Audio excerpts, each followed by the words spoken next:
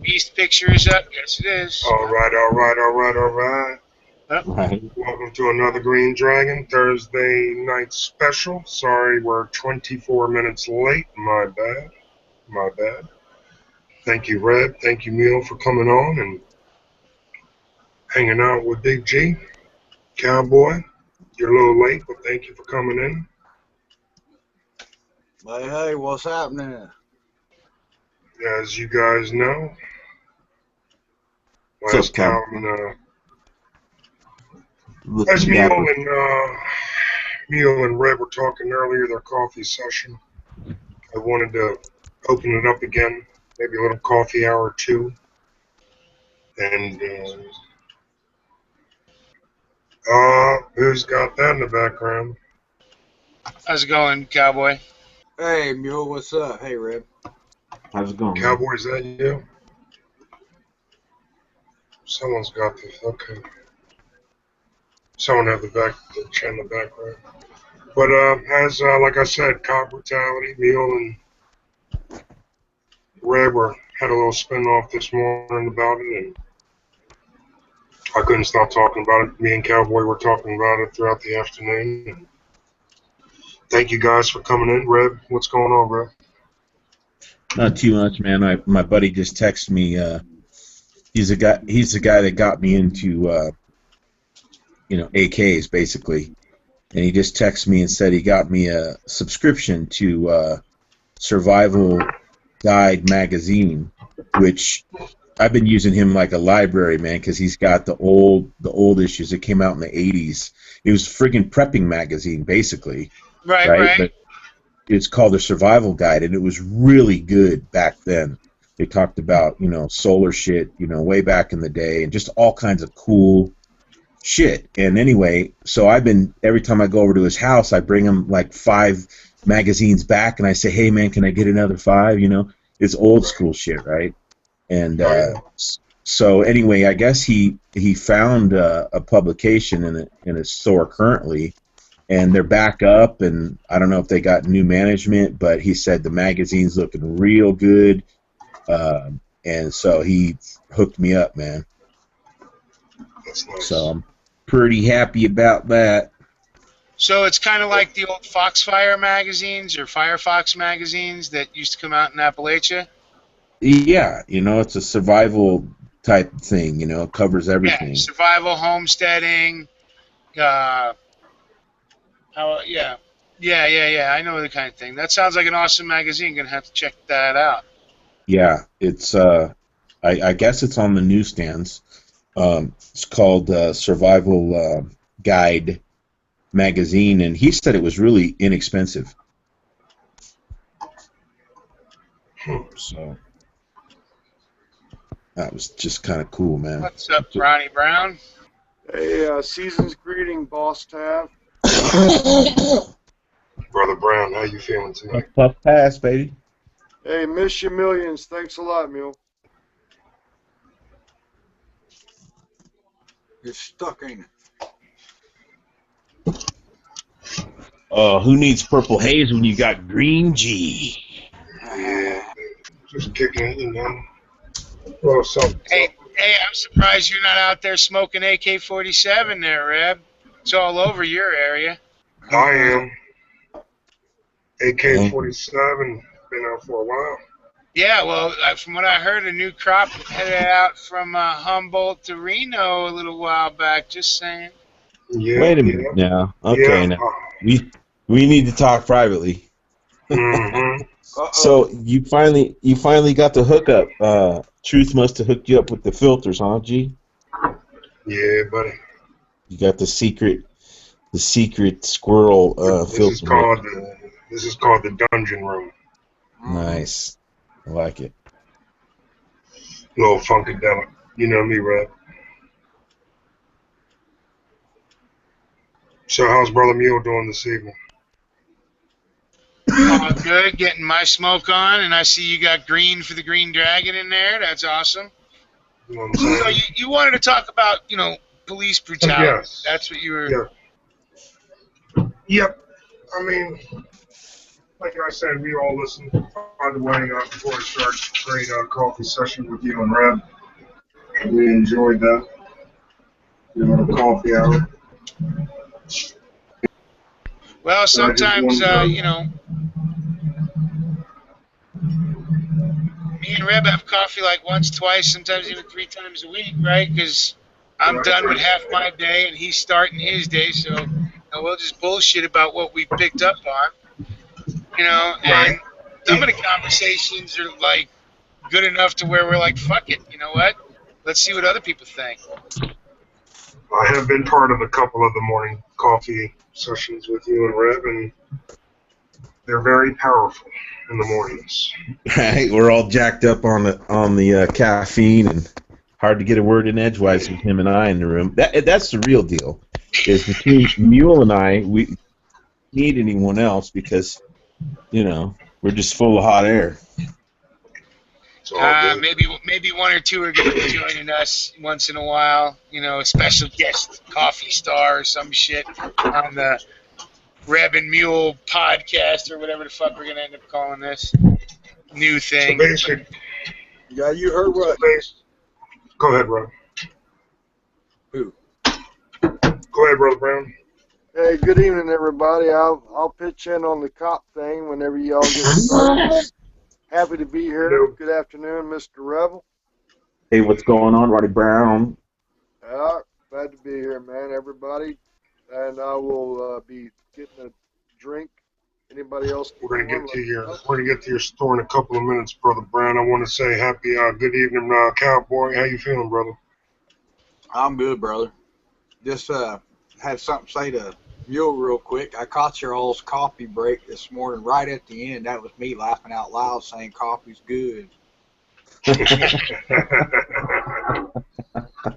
Yeah, I was trolling your little chat box. Dude, it's all good. It's all good. Look at Mr. Uptown Ronnie Brown, looking good. Looking Yeah, good. baby. Brother Brown, you want to? I'm gonna let you start it off, brother. I need you. You don't got all night, and I want to appreciate you coming out and hanging out, and whatever time, however much time you give, I appreciate it. And I'm gonna let you start it off tonight because I know you got a couple of stories. So you got the floor, brother. Yeah, we're down here in Orlando, Florida, and actually, as of today, dealing with the topic that you have up here on the first start. Before I break away and get a drink, I will throw out that the brutality has not ceased down here in Central Florida. Uh, I've been on the streets lately the past 60, 90 days, probably at the max 90 days, more often than I had in the past year due to my circumstances. And I've seen a lot of stuff going on, and they're not easing up.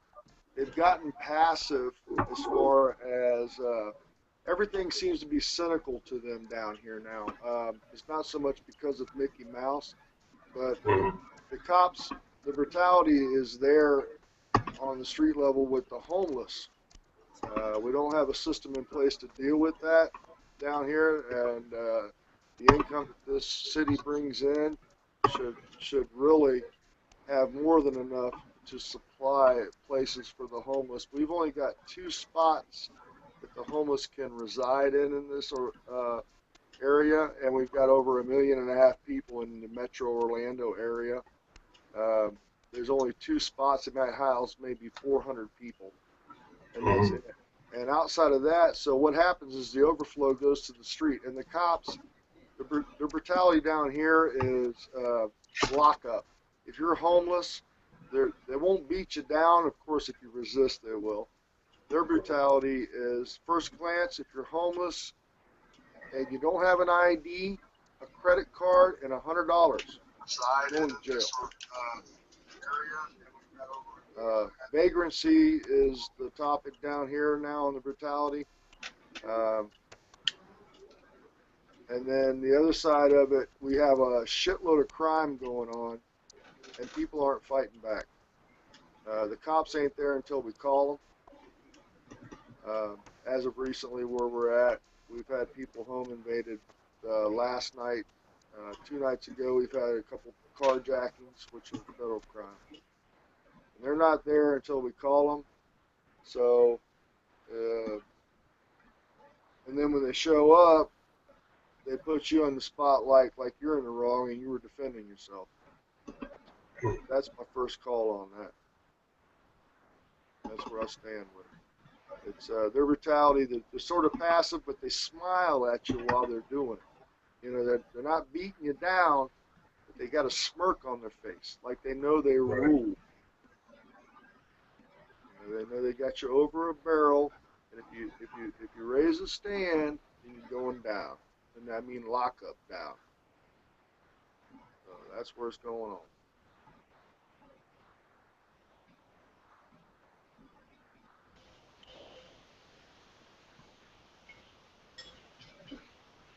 A lot of people are not calling the cops. I know I haven't called the cops in my life. I've never called them for anything. Mm-hmm. You know, something goes down here in the neighborhood, we take care of it ourselves. And you know, by the time you call them, they come down here and hit you up with all the questions, and just no point. You figure there's about 400 or 500 shootings a year on their hands. That's what the average, I think they said 400 to 500 shootings a year. They said 400 a year from the cops. But how many shootings are not reported? How many killings and murders and all the tyranny that are not reported? Not every shooting is documented. Well, hell, I saw a video just yesterday from a Packers game, right, of a cop breaking a nightstick on some dude who wasn't doing nothing, who bumped into a cop on a crowded, at a crowded football game. So hearing Ronnie's story, and that's what most people don't realize is what's going down on the streets. The reason why I jumped out for a second was to come in and turn up Ronnie's volume. Yeah, I just did that too. Damn, you read my mind. I just turned it up too. Yeah, because I could barely hear him. And, I really want to hear what Ronnie has to say because, I mean, yes. First of all, Ronnie, thanks for joining us and telling us what you've been seeing. Because you're down there, you're seeing, when you deal with people on the streets all the time, because you're a recycler, right? So, you're seeing what these people are going through, and I don't know if you're going through it yourself right now. Yeah, that's a Roger. And if you are, dude, you're moving up my prayer list. Mm-hmm. Yeah, we all had a chat earlier, me and Brother Brown and Cowboy, and I told him this is what we want to do. And Brother Brown had a few things he wanted to touch on, and I wanted to get Brother Brown in here so he could share the stories with us because it's everyone, man. I don't want to be hard on the heart because the open heart thing that I just felt on the comments just now, we're amongst people here that we can talk about. The coldness comes in from the street, like Mule was saying.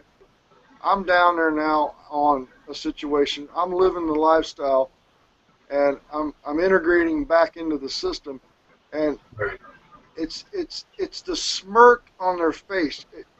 When the brutality comes to your doorstep, I've heard it mentioned in other areas, and it'll probably be mentioned tonight. By the time it gets to your doorstep, you got to choose if you're going to decide to eliminate your threat on the brutality, because they're not going to ask. They're going to do it, and by the time they do it, you're dead. That's it, plain and finished. That's it. Right. Down here, it's that Mickey Mouse, and I don't mean to say that generically. They almost got, and I've seen it, they've got a cynical look, they've got a smirk. They're smiling in their face, knowing. And they think that I'm not in the know. They think that I don't see that. And I have to give respect to anybody that I meet on the street, be it an enforcer of the law or a human being, because that's just the way I am. But when you smirk at me and you got this power trip. Yeah. You know, here's the deal. You cannot have your head tilted in a sleep motion, even sitting against a tree. You're considered sleeping, and they will lock you up for sleeping in public. Well, Right. and remember, this is Florida, where they arrest people for feeding the homeless. And I want to bring something up to everybody out there, the 24, 25 people who are watching. Okay, how many of us are one fucking paycheck away from where Ronnie's at? Hmm. Okay, one bad fucking paycheck away from ending up being homeless, right? Yeah. You know, ending up being on the street having to run a hustle. And if you ain't, then you don't understand where this guy's coming from. Right. Because he was, you know what, he was 6 months ago, Ronnie was doing awesome. And you know, I'm catching back up. But the thing is I'm having to, you know, I've caught back up. My digs where I'm at, I'm actually a squatter right now in my own old place. But again, this mule, that brutality thing, I know from the stuff that I saw online when I had Wi-Fi, the no question asked thing, when they came up and shot the dude in the gas station for pulling his Yep. ID. We saw that. I saw that. It was blown away. By that time, it's too late. And I know what's going to happen. Down here, it's almost like, you know, when they come to somebody's door in the country out here, because we got country areas, Yep. they're not door knocking out there because them boys, you got to go down a dirt driveway to get to their house anyways, you know. And the dogs are hollering before they get there, so the guy knows. They know better than to roll up. And so who's taking the punishment? It's the street people that are taking the hit, Yeah. you know. Well, And because it's easy pickings, right? And it's like you said, yeah, they walk around with this superior attitude, like mhm. they're fucking better than you because they're working for the fucking state. So to them, you're nothing. You're barely human. And You that's why know, they walk around with these fucking smirks. I seen it before when I was homeless fucking 20, 30 years ago. You know, rolling around on my bike because that's what, you know, technically that was homeless, right? My bike was my fucking home and my sleeping bag was my home. You know, and you'd see it with fucking cops. Just they see somebody who's, they call them vagrant, they, you know, all kinds of shit, right? But you see it, they look down on you because you're not working for the man, or uh, you're not playing into their fucking society, you this know? week, this week they authorized the budget in the city. Now I'm not a city guy as far as the resident I was in, but anyways, the city authorized 500 body cams for officers. No, excuse me. It's going to be 100 body cams, and it's a study. 50 of the body cams will be on, and 50 will not. The officers will be wearing them. Now, check it out, Boss Tavern. They are $700 a piece. 50 guys will be wearing them, and 50 will be wearing them. But one of them is a placebo. So half is a placebo. Half won't be working, and half will on these body cameras. It's a study to see if it's going to help the officers. Now, I don't what that gets, what advantage that gives us for crime stopping or whatever. I don't know. The crime is outrageous down here. When it pops off, it usually pops off during the holidays, like everywhere else probably. And their presence is actually stronger, of course, during the holidays. Um, I don't know about Walmart or whatever. You can't get in the parking lot. I don't know if they're cruising Walmart or not for their presence, but they show their presence every day on the street. They make themselves known either with a cruiser or on force. They don't do a street beat no more down here, Mule. They don't, you know, like they probably used to do in Boston or up north where I seen in movies and stuff. The cops, they don't walk a beat. You know, they cruise in their vehicles, and they usually roll in twos, which equals about four guys, right? You know, and you know, what advantage do I have then when they come? it's it got you to the point where if they were to ask you for your ID and you went for the wrong, you'd be dead. So they got you living on edge like that. There's nowhere to crash. You actually have to go about 30 miles outside the city to camp with a peace of mind. Well, Used to yeah. have- People shit. Go ahead, man. Go ahead, G.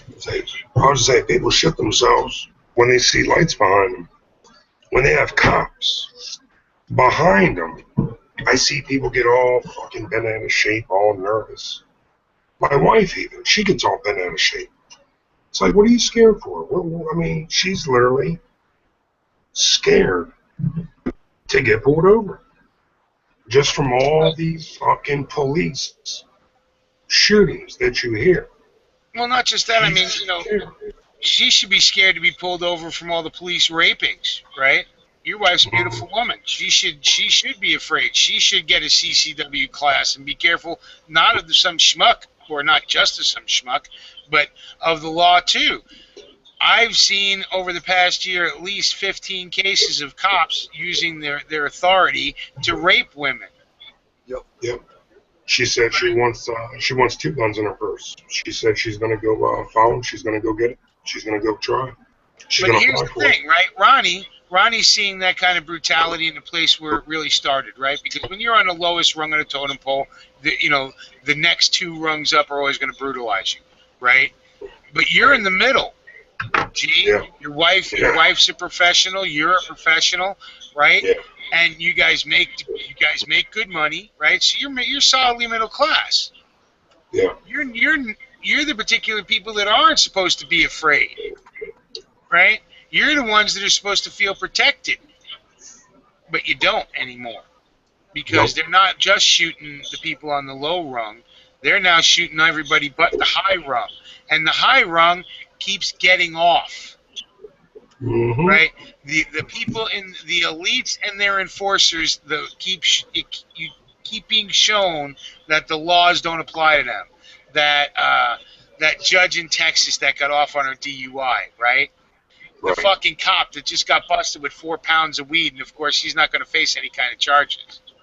No, Right. he's going to Disney. He's going to Disney World. He's going to take his family out to vacation. Yeah, where anybody else, except in a couple of states, if you got busted with 4 pounds of weed, you're going to fucking prison. At That's least it. until they're done with the trial and you just lost all your house and everything. You're done. Exactly. I just read about some dude who the cops fucking swatted his ass, right? And he just went bankrupt fighting all the charges. And, the jury just, gave him like $15, $20 million or some shit, But it was the cops hit the wrong house on a SWAT raid, right? And then made up all these fucking charges to cover their back, right? Wow. Had no warrant. Are They did you it just on serious? spec when somebody's killing them. Yeah, it's a whole fucked up scene. But They hit the wrong house. it's now part of the course, dude. Well, sure. Say if somebody called about your next door neighbor, Right. Right. and your next door neighbor is slinging, or say they're not even slinging, but somebody doesn't fucking like them anymore, right? Right. Ex-girlfriend, whatever. Who the fuck knows? Right. Anybody. Yada yada. Crazy cocksucker, right? Right. Turns around, calls on your neighbor, right? So they're not even fucking with you. They're fucking with your neighbor, but the cops get it wrong. It's dark when they're looking. Oh, they got a fucking shore fire, right? They're sitting in their fucking MRAP ready to kick a door, and they kick yours instead of the guy who they were originally there for. Mm. Right? So what's going to happen? Well, shit could definitely go sideways, right? All the way around. Yeah, I say. And you would end up going bankrupt, probably divorced, never see your kids again like this dude, right? Lose your job. Oh, lose everything.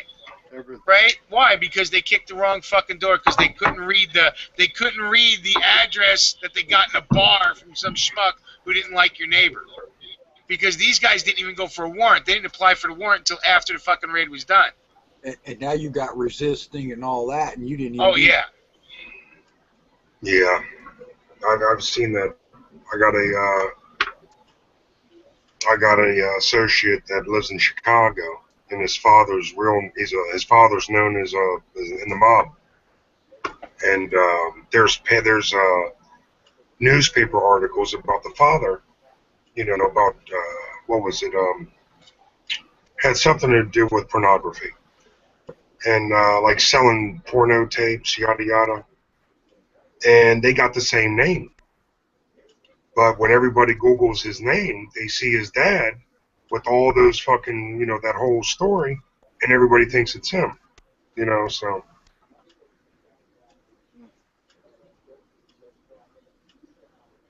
I see Well, some shit. I've heard similar stories like that with the wrong house being knocked in, and the fucking the raid was invalid. I hear that shit. I hear that shit all the time. I was in a hangout. It was 11:30 p.m. on a Saturday night here, Mule. I was live cam up. I'm not sure if I was at the oldest tavern in the nation, which is White Horse Tavern, but of course we have the Green Dragon Tavern. Um, all due respects to you guys, man. The tavern holds it down. I was here live with somebody one night. We were doing a live hangout, and they shock Uh-huh. bombed my neighbor's house in a raid. And I was Oh, that was camping up, me. That was me, and you showed it to me. and we were on at the time, G. I remember. It was 11:30 p.m. Mule, and they shock bombed my neighbors, and it was actually a sheriff. Now I live in a municipality on that block at the time. I had never seen a sheriff on my block. There were 7 sheriff cars, but I didn't know this at first. When they shock bombed in, the concussion was so loud. Maybe it was my military background. I don't know. It freaked me out.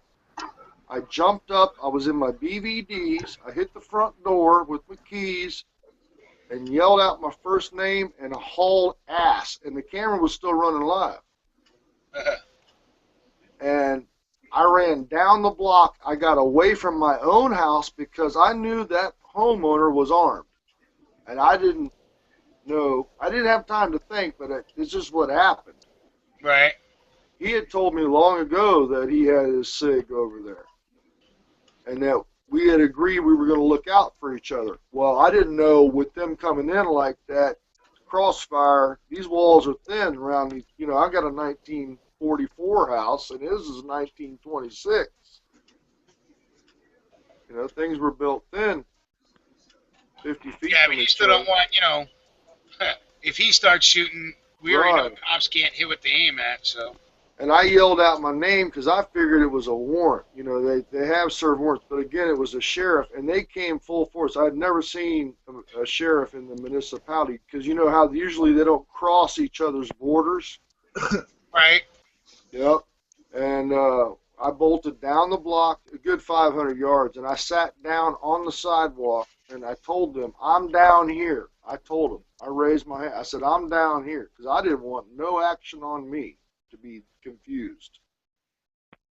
And I could see them. They took about an hour, guys, and they sat outside there in their cars, and they didn't go in. After they shock bombed the house, they didn't go in to pull them out. They waited outside by their cars, kicking it, smoking, having a fucking radio chat on their walkies and maybe a Dunkin' Donut, what have you. They waited to go in. They waited at least a half hour because when I got back in here, it was 1 o'clock. So it was an hour tops probably, but they were kicking it. They were just having a good old time. It was a camp out for them. And here you are as a civilian in that guy's shoes. I don't know what he was thinking in that house. It would have scared the crap out of me. It did scare the crap out of me, and I'm his neighbor. But see, it's that power trip thing. I'm not saying it's all like that, but when they came full force like he was, and they probably didn't know he was an owner of a self-defense. They probably did not know. I'm sure they didn't know. So that means that they're going to come at every person like that. See? They take the mentality, apparently, that everybody is to the gills, and they're going Oh, yeah. to... Oh, yeah. They do wellness checks with them reps, right? So that tells you right there that, everybody's the enemy anymore. I mean, that interview that Alex Jones shared, right? And I shared the whole thing, right? Reb and I were talking about it earlier. And it's a good interview because you actually get to see the way the cops look at it, right?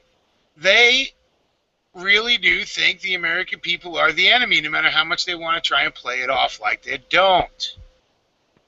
You know, when you look at what's gone down in the past couple of years with this buildup of arms of the American people, not anybody else but us, right? Since the Sandy Hook's bullshit, right? The American people have up-armed themselves. Right? We went from a country with one firearm for just about every citizen to now 1.5 to almost 2 firearms for every individual citizen in the hands of the citizenry. So yeah, those cops, they're rightfully afraid. And the fucked up thing, the thing that they don't realize is the fact that it's easy to find out how to take care of those MRAPs. And if the American people ever do go against the powers that be, it's going to get kind of ugly. Yeah, what's the percentage on gun sales now because of all of it? 300%.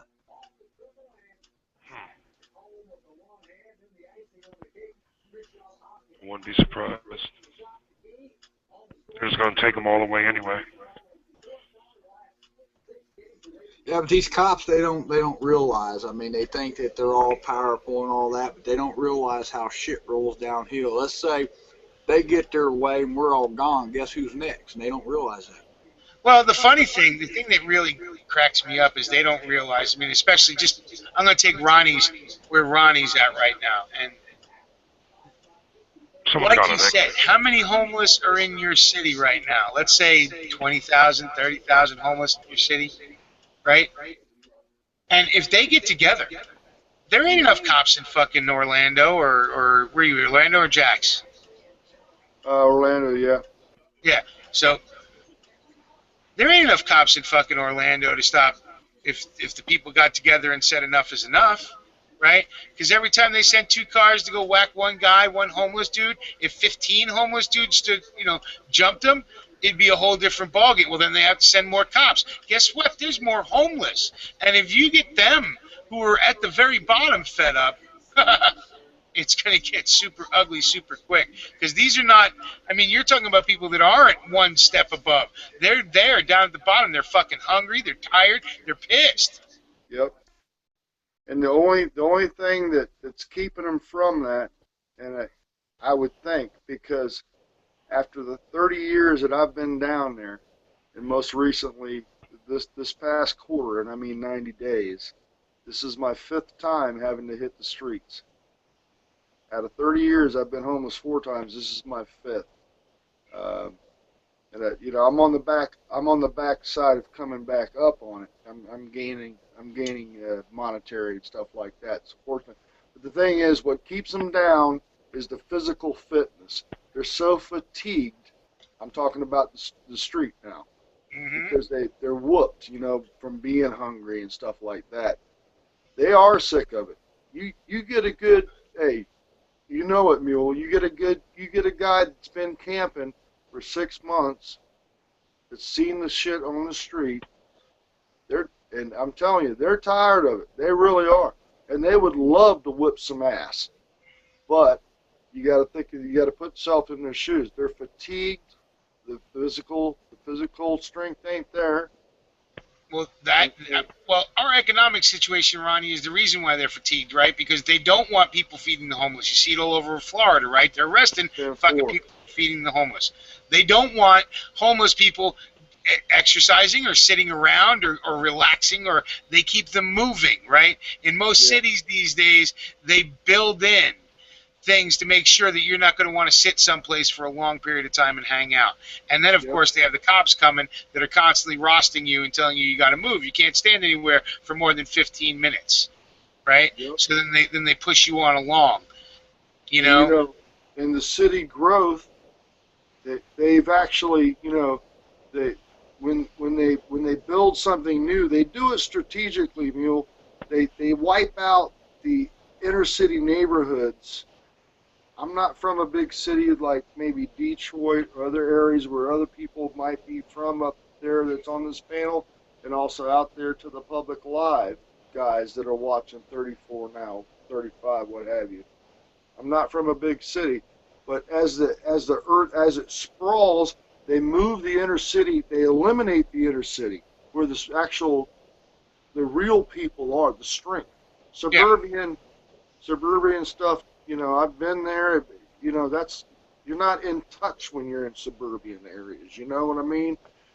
You got to get down on there and you feel the bricks to know what's going on and see what is happening. I do know that they've eliminated a lot of historical inner city areas down here, and it's mostly black. I hate to say it. We've had some historical areas that were torn down due to a new sports stadium. Sure, So urban renewal. They do it all over the world. You know, and they'll tear down, poor housing to put in a parking lot, for a sports stadium. They'll uproot. They're trying to do it right now in Ohio. So yeah, I know what you mean. Where their eminent domain, a fucking 1,000 houses, and turn it into nothing more than the parking for a fucking stadium that the people pay for with their taxes, that took care of another 500 houses. So you'll lose 1,500 houses with families to make sure that some fucking asshole who makes $45 million a minute fucking has a place to park his goddamn $1 million car. And they're famous down here. They'll also throw, if they can't, put a parking lot. They're famous for down here is they'll throw a church on a spot quick as you please. The deal with the church is that so that if you get caught with a little nickel sack, and I'm talking about God's green earth, now you're in trouble because you're near. They'll throw a church on a corner of a block quick as you please. That has nothing to do with the brutality topic, but I do believe it's part of the frickin' plan of this power control that they're trip on. And in this county where I live, check this out. It used to be, remember how when you were working at a job, you weren't allowed to have siblings working with you. I forget the term. It's called, I thought it starts with a P. There's a name for it. But you couldn't have like a wife working with you or a sibling working with you because it's a conflict of interest type thing. But down here, our sheriff is black. That's fine. And actually, I think Shaquille O'Neal is going to be running for our sheriff next. Neither here nor there in Orange County, Florida. But his wife runs the city of Orlando's police department. So you got the sheriff, he's black. His wife is black, but she runs the municipality. To me, that's a conflict of interest. And it is, but this is where the corruption, and that's the kind of corruption that you see all over the fucking country anymore, Ronnie. I mean, you see it, we perfected it up here in Chicago, right, with the Daley family and the Matkin families and shit like that, dynasties. And yeah, so you're pretty screwed down there, dude. You can't get away from the brutality of the cops because they're all working together. If a city cop beats you up, you can't go bitch to the sheriff. Sheriff beats you up, you can't go bitch to the city. And obviously any American that's paid attention in the past fucking year at least, if not hopefully more, knows that, anytime you bring any kind of charges against a cop, they're really not going to press him. If they don't press him for murder, for sexual abuse, for fucking drug dealing, what makes you think they're going to fucking press him for somebody getting beat up? And especially a homeless person, right?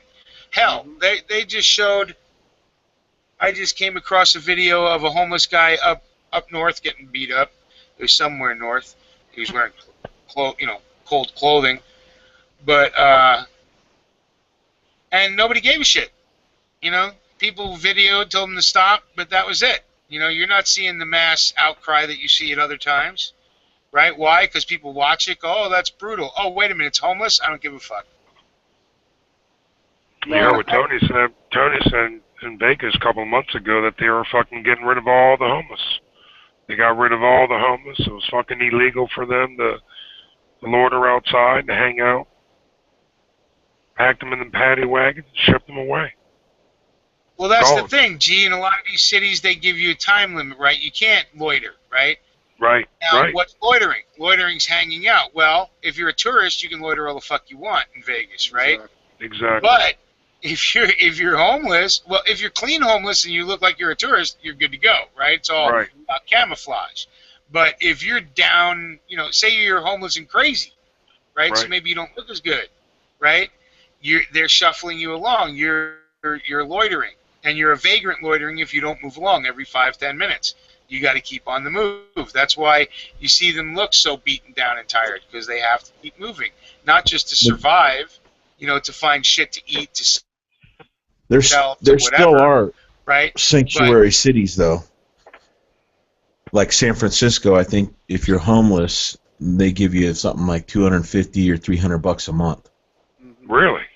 Yeah. Yeah. you know what? To get the Yeah. fuck out of their city, because they're already driving everybody out of. I mean, that's where San Francisco's kind of a funny town. Yeah, they say L.A. I think they do that out there in L.A. too. It's like $400 a month too. It's crazy. But they don't have an infrastructure down here to support. I had a laborer ride with me today. I hired a laborer on to go up. I went up to Brunswick, Georgia on the road. I left here about 3 a.m. and took off and went to a sub base up by Jekyll Island. And I hired a laborer off the street. I know the guy. He's a black guy. I took him with me. And he was giving me a little bit of insight of what was going on. And I've been down there recently. But he had mentioned, our infrastructure, man, the money this town's bringing in. I mean, they're building a new soccer stadium here, right? We've already got a football stadium that handled the Capital One Bowl, and we do a FAMU versus whatever college type things. We got a huge stadium, but they're building a new soccer stadium for God knows how much money.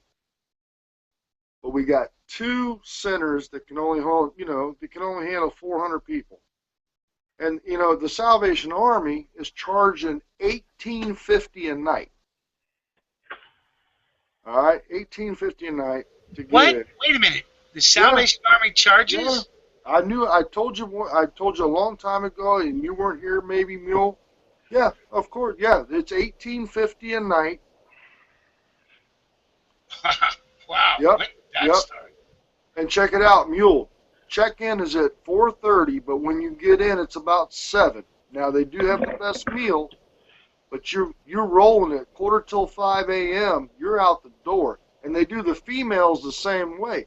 They put the females on the street at 5 a.m. Now a man, that's a given. The man's going to do what he's got to do at 5 a.m. You're going to roam until about 7. Whatever you got to do, you're going to do. But a female, that's a different story. And they put the females out just as quick, man. Man, I mean, it's been 30 years, but still, I never heard of them fucking charging. Yep, and that's what I was saying. The big cities, Mule, I know it's different up there with you guys, but it's always been that way. When I started having a camp and live in them places, it was $6.50 a night in 1987. It is now 18 plus. Wow. Well, again, yeah, and mine was 85, so yeah. 10-4. There That you was the go. first time and the only time, but yeah. Yep. And the only reason I bring that up, and I do have something I want to tell you guys. It's a success story on the cop brutality, and when we get a break, whenever y'all want to hear it, I will speak it. It's actually a success story on the brutality. Go ahead, This is on the law enforcement side now. This is, Yeah, tell your we've been talking about the bad, but I would like to mention a This is success. Brother Brown Show. Brother Brown Show. This is where the abuse started on the street, but the cop ended up winning. Now, this happened about a week ago, so when you get a break, I'd be more than happy to tell you. It's a sad story, but it turns out to be good for the cop, I hate to say. You guys that have children, I hope they ain't watching right now live. I see 35 plus watching, people talking. So if you got kids that don't want to hear what happened, I won't be graphic, Mule. But It's it was in midnight, brother. You don't need to worry about no kids being up at midnight, dog. You're good to go. we had a cop turn against a cop down here last week. Now I can't get the actual screen share up with the screen no more because I'm not like that anymore, Mule. I'm camping. I'm on a free internet deal. So and down here in Orlando, the paper covered it, but in my business that I was, I work day labor every now and then, once or twice a week. And the business owner, I thought I had it bad. This was actually right towards the end of the week of Thanksgiving. And I mentioned I was having a bad week to this business guy I was doing business. Turns out, Mule, and everybody live, listen to this. You have a business owner that had gotten a divorce, and his ex-wife was friends with his new girlfriend. All right. Timeline being, his ex-wife meets a dude from Germany online, brings him over. Apparently, the guy from Germany had ulterior motives, and he wanted to get married for citizenship. This is the way it's looking. They had a 4-year-old together, a child girl. And this being the business owner and the ex. Now, the kid is living with the ex and this German guy. He was here 2 days, and she got married to him. Within those 2 days, his girlfriend, the business owner, and his ex were at a playground together, and the child showed up and was wearing makeup on her face. But she was playing, and even though it's December, it's still 80 in the afternoons in Florida. Y'all with me on audio? Yep. The kid's sweating. Yeah, listen, All right, she's sweating. The kid is sweating, and the makeup's coming off, and the girlfriend of this business owner sees bruises on her face. And she mentions it to the girl. She goes, the wife, the ex-wife. And she goes, oh, she fell. She actually was playing in a tree and fell. This is what they said. Within a day, he gets a call from his ex saying she's en route to her house, that this German guy called her and said the kid fell out the crib. Now, the kid didn't own a crib. They didn't have a crib in the house. When first responders got there, the child was almost dead. And when they got her to the hospital, they said her head was the size of a basketball. Damn. Now, How old was the kid, Bram? 4 years old, man. It was a girl. Yeah, I didn't know. And they said she was a whippersnapper. She was intelligent, but the pros and cons of that, I wish the kid could have said, but here's the deal. He made a call to the wife, the ex-wife, the business owner's ex-wife, and she called 911 on her way to him. But, by the time they got there, the child was brain dead. They put her on respirator, and the husband, I dealt with, he pulled the respirator on. He said, cut it. All right. They charged him, apparently. So they go to take him down, right, Mule? They take him wherever they take him. I know where they take him. If I said it, you guys would. Anyways, they take him to the interview. And the detective sheriff has got him handcuffed to the table. And in comes this other cop that had investigated the bruises on her face but didn't say nothing. He didn't ever make a report. He was there for the first call. Nobody knew about the first call of the bruises on her face. The sheriff waylaid on this cop. And then proceeded to brutalize the perpetrator to where all he had left was the screw hanging from his handcuff. He actually beat this guy so bad, this sheriff did. He beat this perpetrator so bad, all he had left was the screw that mounted to the table hanging from his handcuff. They had and like this is Orange County? Yeah, Orange County. They had like 5 or 6 officers, heard the ruckus, but by the time they got there, Mule, the dude was wiped out, and the cop was wiped out. The sheriff beat the punk cop that didn't make the report and beat the freaking perpetrator to the ground. All he had left was hanging. They showed pictures of him on the mug shots at booking. They didn't, they were interviewing him. They hadn't booked him yet, Mule. He was still a suspect. But by the time he got booked, he had been beaten so bad.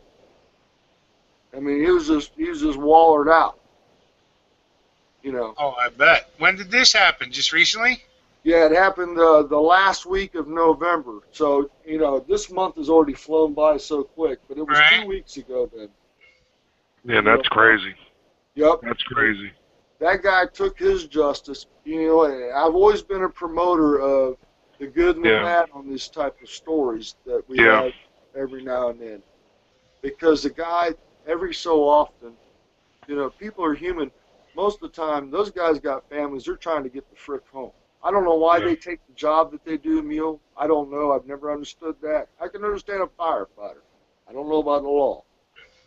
But, these people got families and they want to get home. But that dude got his justice so far. Somebody else will end up getting theirs on this cat. And now they're looking to charge the ex because she didn't report the first bruising. They're going to get her for child endangerment for sure. But the German guy, he's cooked. That's what they got old Sparky for down here. But so that's the pros and cons of it. I mean, we had we got the brutality, but you also got the brutality. There's probably inter-department brutality, Mule. They probably argue amongst themselves and have fights and shit like that, and then the public ends up seeing the results with them taking it out on us.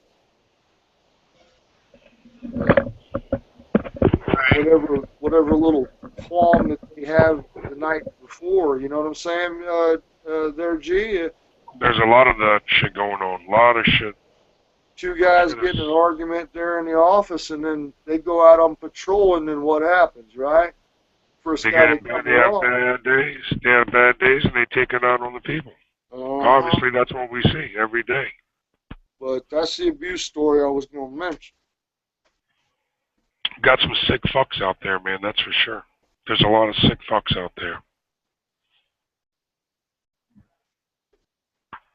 No matter what story you might read, there's always a story out there that's going to top it or just make it look PG.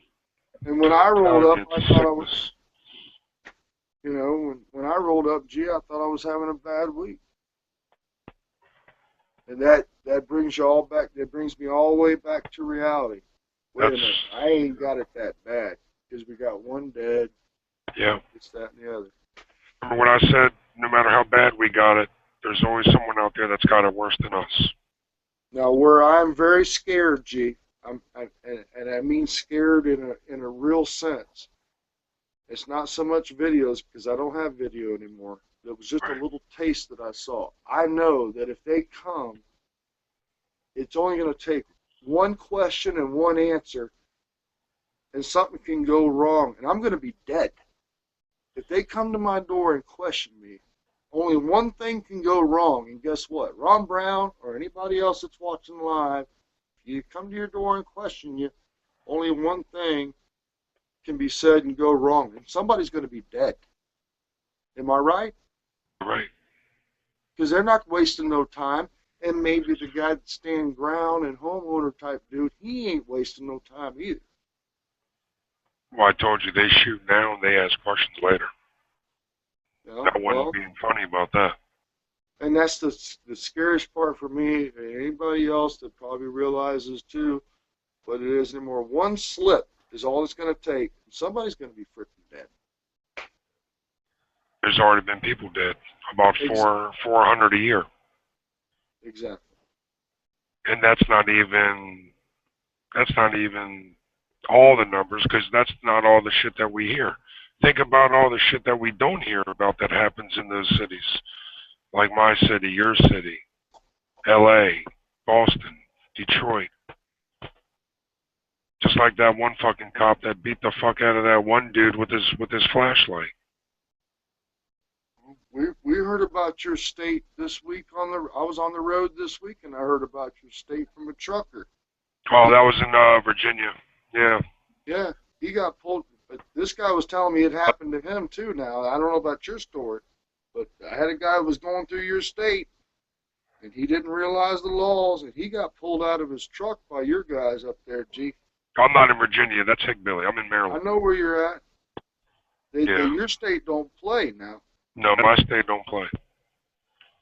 No, sir.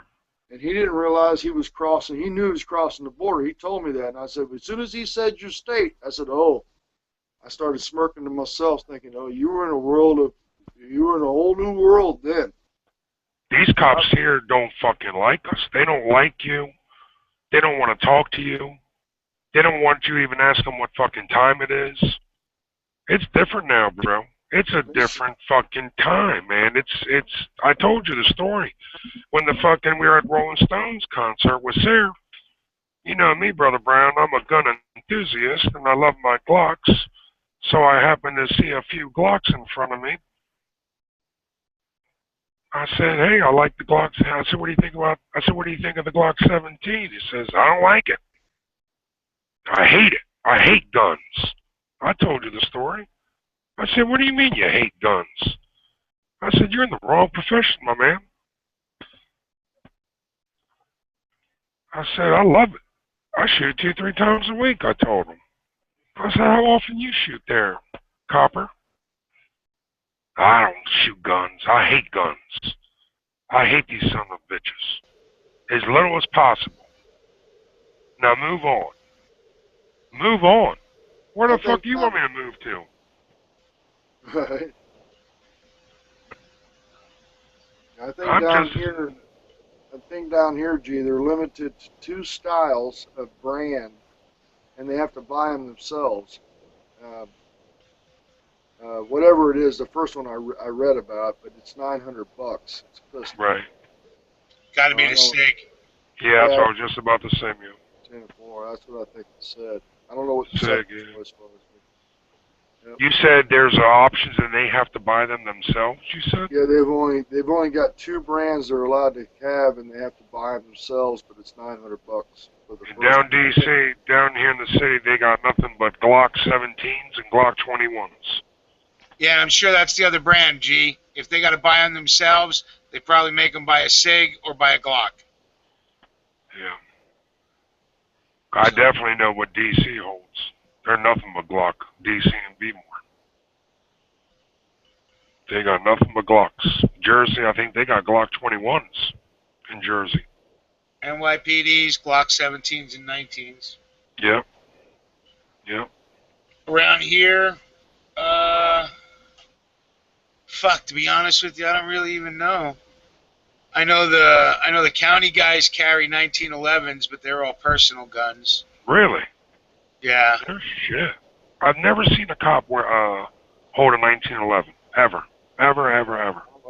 No, just the guys in the courthouse. Oh, okay. You know, I don't know what the street cops.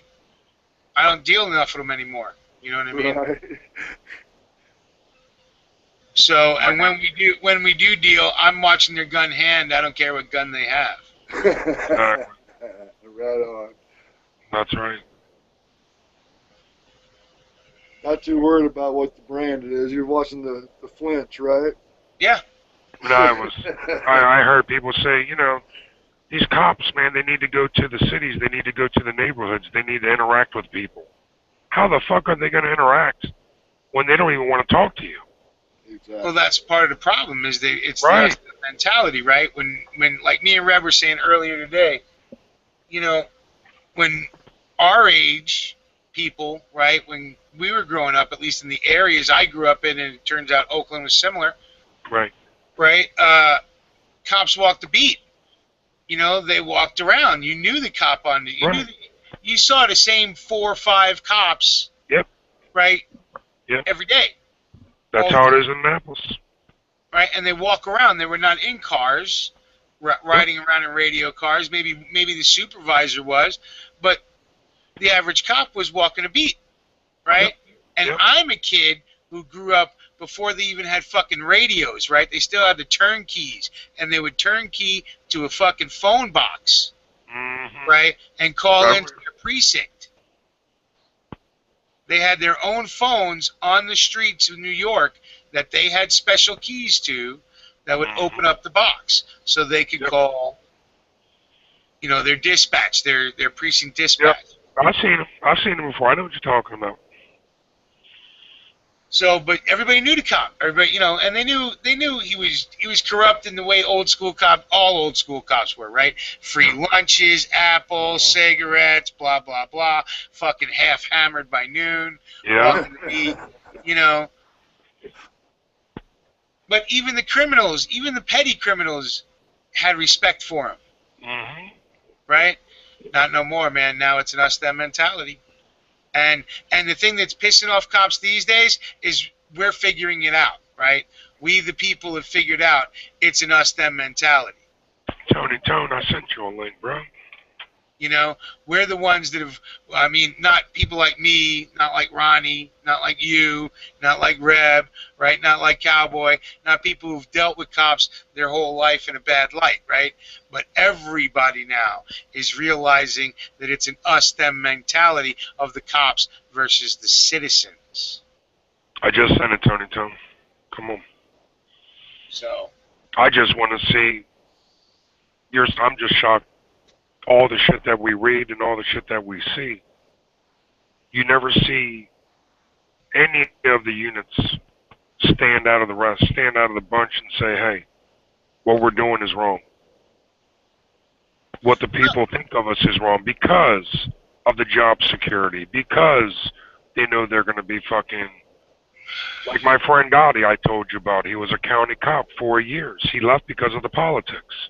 Well, look at, and so did General Banter, just to bring people in if you're a YouTube person.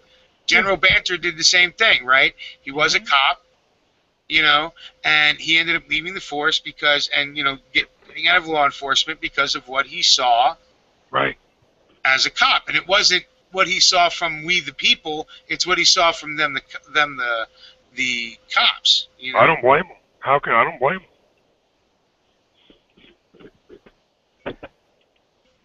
So, yeah. And it's funny how did anybody catch that cop from Ohio that bitched about the Browns player who wore the jersey? No, I missed that. Okay, so during the practice, I guess on Sunday, one of the Browns players, I'm not a football guy, right? Right. So let me just get that out of the way. So one guy wore a jersey, and it was talking about the two deaths in Ohio, right? The Rice kid and the Crawford man, right? And these were both. Nobody can argue that these were bad shoots, right? The fucking kid was playing with a toy in a park, and anybody who's seen that tape saw how fast they fucking rolled up on him and shot him, right? No warning, no nothing, right? Same with the Crawford guy in the Walmart. Right? They rolled up on him like it was an active shooting going on, and when you roll up to something like that, you would see panic, right? But they didn't. They just came in shooting, and they gunned that poor fucker down. Right? Two black individuals with toys in an open carry state. Open carry state. Right? Gunned down without a fucking warning. I'm not surprised. Right? So this guy wears the jersey, and what happens? Go watch, if you get a chance, go watch the interview that happened. I don't remember. I think it was fucking CNN. Talked to this ass clown, who shit all over the fucking player because of him exercising his First Amendment rights, and basically threatening him. Right? Telling him, we're the ones who protect you in that stadium there, and you almost heard him say boy. He didn't say it, but you could hear it coming next. And that's on YouTube or G+? It's on both. If you go looking, it'll be easy to find. Cool. It is fucking, let's see, 11:30, and I've been, and I am who I am. It's past 4:20, right? So I'm not on the. I can't pull the website out my head right at the moment. So, but it's easy to find, and you can watch the video for yourself. It's just like the Spokane, Washington thing with the cop talking about the constitutionalists, right? What are the MRAPs there for?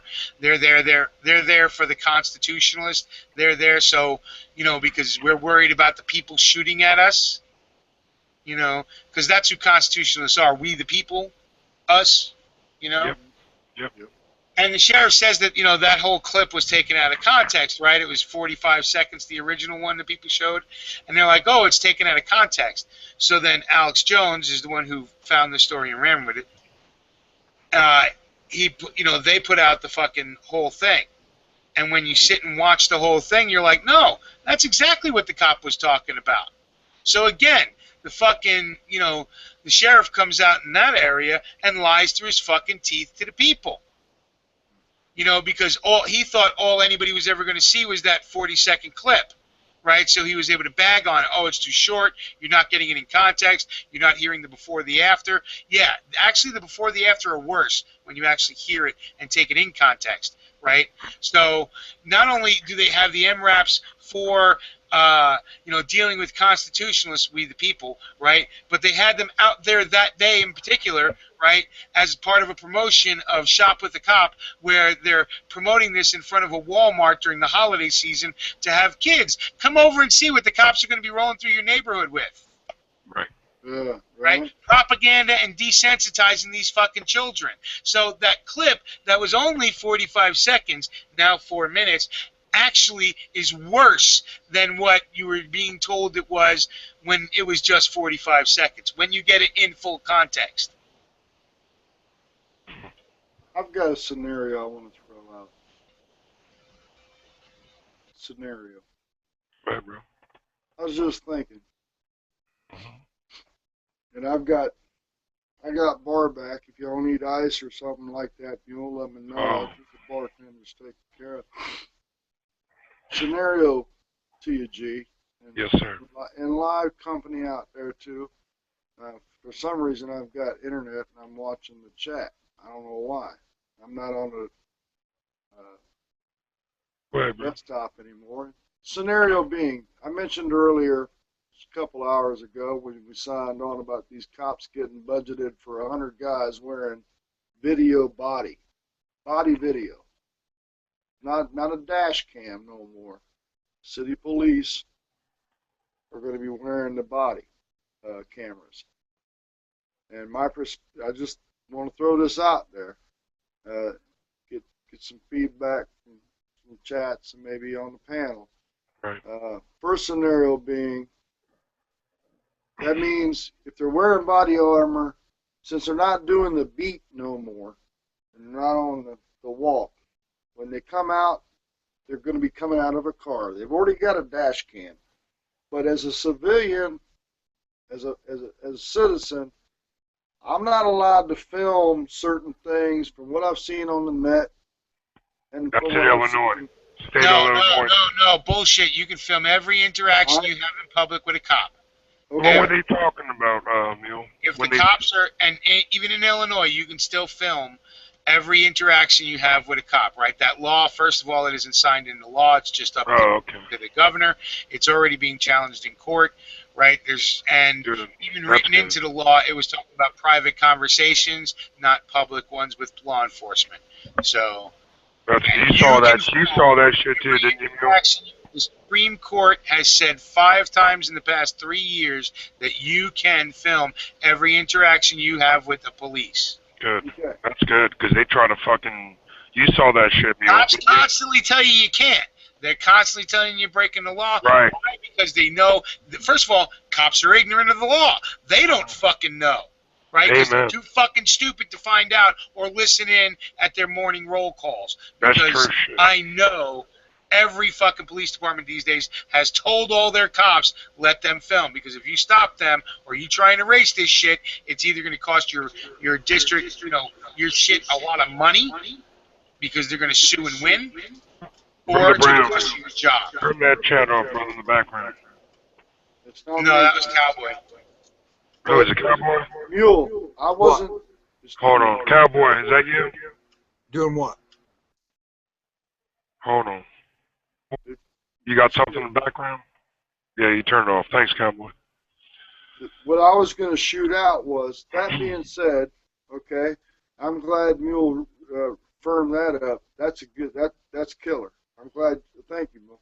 What I was thinking was, you know, they come to you and they want to shoot you down for filming. That was one scenario. But the other thing is, what I was thinking is, if they're wearing their body camera, and that means they're filming me, and they're coming to me, they can come with a gimmick like they've come before to me. Mule, check this out. Well, we got a call. I'm serious. They've told me this. We got a call that you look like somebody. There's been other scenarios, and all they were trying to do was trap me. But if they're going to start filming, I feel like I should be able to maybe subpoena them for those files back. And the reason I say that is, maybe I'm digging too deep. I know they got the technology for face recognition now. I've seen it. I know it. Fingerprint thing and all this. But if they're filming it, as soon as they come out of the car, the dash cam was already running a long time ago. Right out of the car, they're filming me. Maybe it is for recognition. It's going to be saved somewhere, right? Right? Sure. I should be able to subpoena them and retrieve those files and make sure that the chain of custody is squashed, that they don't own a record of it no more.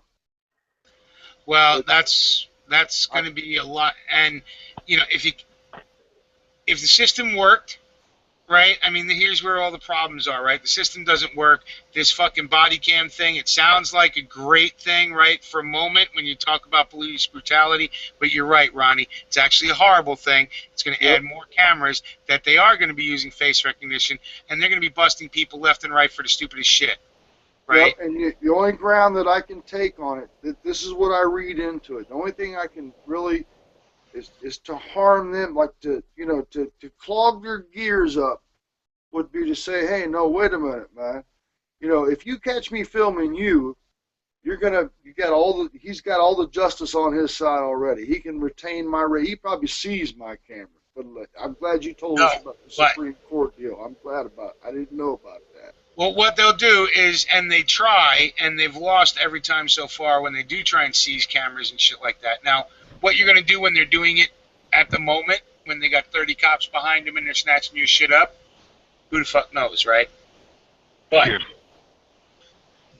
legally they can't do it, and it's been fought again up to the Supremes, and they've said you can't delete people's shit. So what? So they're trying to get around it by calling it evidence, right? So now we have to take it as evidence. That's what I'm putting it as. Yeah, that's what I'm thinking. And that's why I'm trying to flip it on a Mule, because they just it'd be nice if you could. It'd be nice if you could, but the only way that would happen is an organization like the ACLU, which is already fighting it on grounds like that, right? And somebody with deep pockets, man. I just think money talks, bullshit walks. Yeah.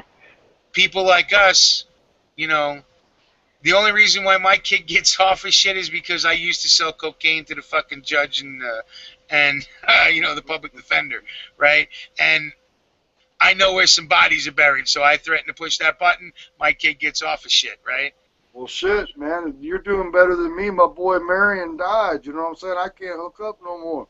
Well, I'm just saying, I have some dirt on people in the area that I live that is enough to keep me out of fucking deep trouble, right? You know what I'm saying, Mule? I'm just teasing, but my boy Marion Barry died. I can't hook up no more, man.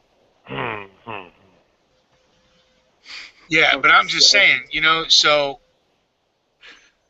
you have to keep all your dealings with if you ain't got the money, you ain't going to be able to butt heads with the fucking law over the body cameras or anything, We can barely keep our... There's got to be an agenda to it. You know what I'm saying? Outside of them, filming for their own protection or whatever, they're going to use it to their benefit, I'm sure, right? Well, I don't see it going, anytime they tell me it's going to be anything's going to be too awesome, I stop believing, right? Nothing's too awesome, right? Disney World only fools the 4-year-old. I know. I just think they're going to use this shit to their own agenda, man. You know that, and it's probably so smart. You know, whatever little bit they tell us, there's more. There's 3/4 more that they don't. You know what I'm saying? So Yep. Well, I think they're wanting to. Yeah, I'm not fucked up enough to start going into the fantasy world. So. I know. That's what I'm saying. I may be reading too far into it, but Anywho, and I'm gonna end up splitting here, buddy. All right, brother. Thanks for coming through, Mule. So, wife's off tonight. Gonna go see if maybe we can snuggle a little bit. Yeah, I'm just gonna chill here. Mama's sleeping, the kids sleeping, so I'm just chilling. All right. Well, I do love the shirt there, buddy. Hey, brother. Thanks for coming through. Rhett was trying to talk me to go out and burn up some more ammo this weekend. I'm trying not to. Yeah, when you and Bree's gonna hit it up again? He's only off on. It's going to depend upon weather for him because he's off on Mondays and Tuesdays. Right. You know, and then he's got the long drive, and you know we're coming up on the shortest day of the year here. Mm-hmm. So, you know, by the time he rolls out this way, it's like 3:30, 4 o'clock, and the sun's going to be down by 4. So it won't be probably till sometime in January. Don't get mad at me, everybody. Thank you guys for coming Night, on. Jen. Good night, brother. We're still gonna kick it, and my bad, I didn't even do one shout out in 2 hours. Yeah, it's just me. I'm rolling out now. And hey, the 32 people out there. Yes, sir. Thanks for showing up. Thanks for joining us. Hope you enjoyed hope you enjoyed the regular Dragon. This is the bar. See, me and Reb, we're just doing coffee. This is when everybody's got a couple in them, and truths come out in bars, right? Put a little bit of alcohol, smoke a little THC. Yeah, baby. Yeah, buddy. You know it. Anyway, everybody have a good night, all right? You too, Mule. I'll talk to you tomorrow. Boss. All right, see you later, Chief. All right, who's all out there? Why do I got a echo? Who's echoing? It might be me this time. it'll settle down, man. Well, no, I just want to do a quick shout out, and I don't want to hear myself. I want to meet you guys. No, you're good now, man. Don't mean. Check. You're perfect. Yep. Damn, Cowboy fixed that shit. Glocka Bob, what's going on? And thank you guys for coming on and hanging out with us and everybody who's listening. Sorry I didn't do a shout out earlier, but all right. Glocka Bob, what's going on? JJ sent you a link, brother mine. Matrix, what's going on? Brother Don. Sparks. Let's see. Gusar Nugs. Sons of the Republic. Let's see.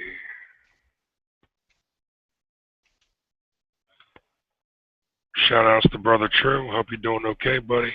We haven't heard from you all day. I'm sure everything is all good.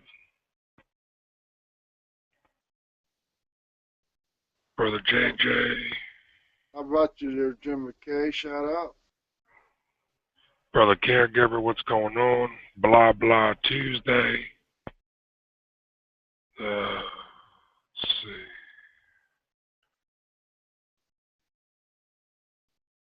There's a lot of people out here tonight. Damn, I'm sorry I didn't do the shout outs earlier.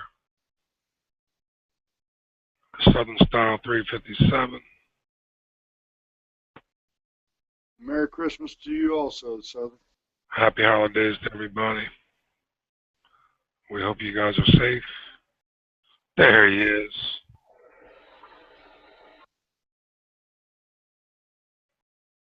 I was starting to think if those links were bad or something. I just got it like recently. It said like 11:24 or something like that, but it just finally made a noise. Yeah, I didn't start till 11:24. Oh, I just got the notification. So what? Yeah. Oh, dude, I texted. Yeah, dude, I sent it out to him for you. Yeah, I did. I sent one out to Caregiver if you want to, because I'm on the Dragon feed, and that's why I guess If you don't mind, JJ, throw one out to CG and Smurf, if you don't mind. Will do. Max, man, what's going on, brother? Have a good night. And again, I apologize for doing the shout-outs late. Don, I sent you a link too, brother, if you want to come on. I'll get you another one. Send Don a link too, JJ, because I don't know if he's getting mine or not. It's not even letting me click the add people thing, Chief. The thing's there, but it won't even bring up that screen. All right, I'll do it. Who do you want? I got it. Thank you. Caregiver. And I got Smurf. I got it.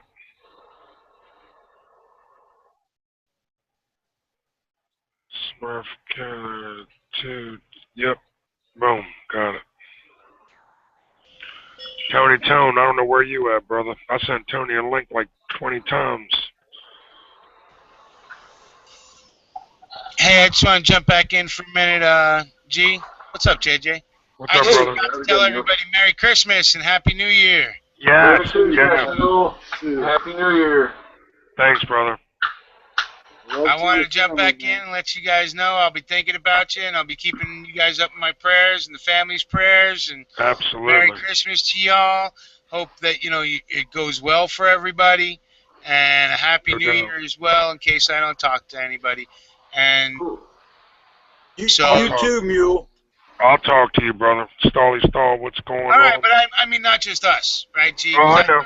You know, shit. At least once a day, I'll stop in and say hi to you. You know. Hey, Mule, real quick. Mule, have you heard from Kansas? Anybody heard from Kansas? I've heard things. Right now, Kansas is hoping to be able to get a new computer because his computer's shot. That's the problem. Okay. So he's hoping to get a new computer from his kids for Christmas. So that's the latest news I've heard on Kansas. Okay, good. So, but I want to say Merry Christmas to everybody. Happy New Year. Again, Happy Hanukkah because Hanukkah just started. So Happy Hanukkah. Might as well just hang out with you. I don't know about any of the others. Okay, the neighborhood I grew up in, I knew Christmas, I knew Hanukkah. Okay, and then January 6th, I'll be saying Merry Christmas to the the Eastern Orthodox Christians. That's right. Because they celebrate Christmas on January 6th, and then to my Canadian friends, we'll say Happy Boxer Day on the 26th. I didn't know they celebrate Christmas January 6th. No shit. Damn, you might as well hang out with us. Wait a minute, don't we got Kwanzaa? You know what? You lose me out of Christian and Jewish, and I'm gone from there, right? Yeah, right. Oh wait, and I do know about Festivus. Don't forget the Festivus poll. Can't forget Festivus for the rest of us, right? No. Hey, you got is the little one gonna come over, Mule? I have no plans for seeing my grandchildren on. Oh, come on, man. I didn't want to. I was going to ask you earlier, but. No, bro, it's not. It is what it is. So thanks for asking. I do appreciate it. No and problem, if I do, I will. If it happens, I'll share the photos or whatever. Yeah, man. Get some pics on Facebook. But I definitely don't hold my breath for it, right? Because if I did, I'd pass out a lot. So. I guess. That's what I was asking if you all heard or if you heard from or yada yada. When, you know what, there's just sometimes, I don't know. I don't know how to put it. Best to be where it is. I got you. Yeah. Yep. It's best where it's at. No drama, no yelling, no. Yep, I got you. Sometimes for the best, just to chill out and breathe, right? Breathe. Well, not just that. I mean, especially when it comes to family fights, at least for me, right? Yeah. There's some fights that you're just always going to lose. It's a no-win situation, so why do you keep dealing with it, right? Exactly. Now, when you're a child growing up with your siblings, you have no choice. You live under your parents' roof. You have to deal with these people. You grow up with them. It's awesome. All good, right? You love them. They are family. If they deep down need you, hopefully you'll be the kind of person that'll come through, right? That doesn't mean you're going to fucking end up liking them. Right? It's true. You've been dealing with his ass you've been dealing with him for a long time. Right, and it's the same way with even as a parent with their child, right? Now I've raised 4 kids. 3 of them I have really good relationships with, right? One of them I don't, right? And they were all raised the same, and one of them just wanted to, is one of the types of people who, when you tell them, don't do this, they're going to go do it, right? No matter what it is, Yep. right? And if there's a bad decision to be made, they're going to make it. And that's what my eldest daughter is like, the mother of my grandchildren. And so it's just easier not to, she doesn't want to see me and uses the kids as a weapon. Right? Has Mama talked to her? Has she talked to Mama? Oh, yeah. Her mother talks to her. But, yeah, I knew that. But she likes to use the grandkids as a weapon against me, right? And I don't play that fucking game. That game, no. I'm not good with that, right? So now you're just not welcome and don't talk to me. Well, now you're doing, no, I'm not, you are, and I'm not going to play the game of not, tit for tat, so let's just not. You want to use the kids as a weapon, then don't bring the kids over. And that's who's suffering from it too, man, because he wants to see his pop. And that's where it gets me, man. Yeah, it bugs me too. My grandkids love me. I love them. I accept them for the people that they are, and they accept me for who I am, and it's all good. And by her keeping them away, it just makes them want to see me more, right? Especially this time of year, right? Yep, that's what I'm saying. Guess what? They want to go see Santa. Guess what they call Santa? Papa. Wow. Damn. Man, what a... So, it sucks, but it is what it is. It is what it is. And, anybody who's ever been to an AA meeting, what do they teach you in AA, right? You can't, some things you just can't change. Be thankful for the ones you can. What'd you say, JJ? I said I'll say some prayers for Mule and his family, man. We're doing good, dude. It's nothing. Kids are healthy. The grandkids are healthy. It's all good. It's just bullshit family crap. All my prayers are going towards Ronnie to help him, Ronnie. My prayers are going towards Ibome and his wife. They've been dealing with cancer from both of them and their family. There's so many people going through hard times right now and heading towards harder times, right? Exactly. You look at it. Hornet Fixer, right? This guy, anybody who knows Jim, right? Yeah, he's a good guy, man. And been on a good roll for years, right? Just lost his fucking job, doesn't know when he's going to get another one. And he's of our age group where, trying to find a job in your late 40s, 50s is a bitch. Fuck yeah. Fuck yeah. Right? Yeah. And there's a couple more guys who just lost their fucking, hey, the Ibome thing. He can't work with dealing with this cancer and shit. And he's a union guy, so he's lucky in that way at least. But still, you can't work. Who's paying your fucking bills? Yeah, there's a lot of people hurting right now. A lot of people, man. And yet we're told the fucking economy's growing and it's all fucking sunshine and palm trees, right? But then you just read another report. I just read another report today, and you can go look it up. It's on Drudge right now. You can go find it yourself, that the disparity index has grown. Unbelievably, right? Even though people have been talking about this since the fucking, since 2007, right? The rich have gotten richer, and guess what the poor have gotten? Poor. Yep. The middle class is heading towards poor, not towards rich. Yeah. Exactly. Well, and that's what I'm saying. You're pretty firmly middle class, right? But it's not getting easier. It's getting harder. If you may have gone on 2 trips a year, you're now down to doing 1 trip and going to the shore. It's bad now, brother. It's gotten real bad. And then all of a sudden, real quick, it's like we ain't going nowhere, baby. We're camping in the backyard and be thankful for the fucking camping shit. Yeah, I'm lucky to have my lights on, brother. It's gotten real bad. Yeah, so those are the people I say to pray for, though. Thanks, though, JJ. I appreciate it. Hey, no problem, man. I pray for everybody.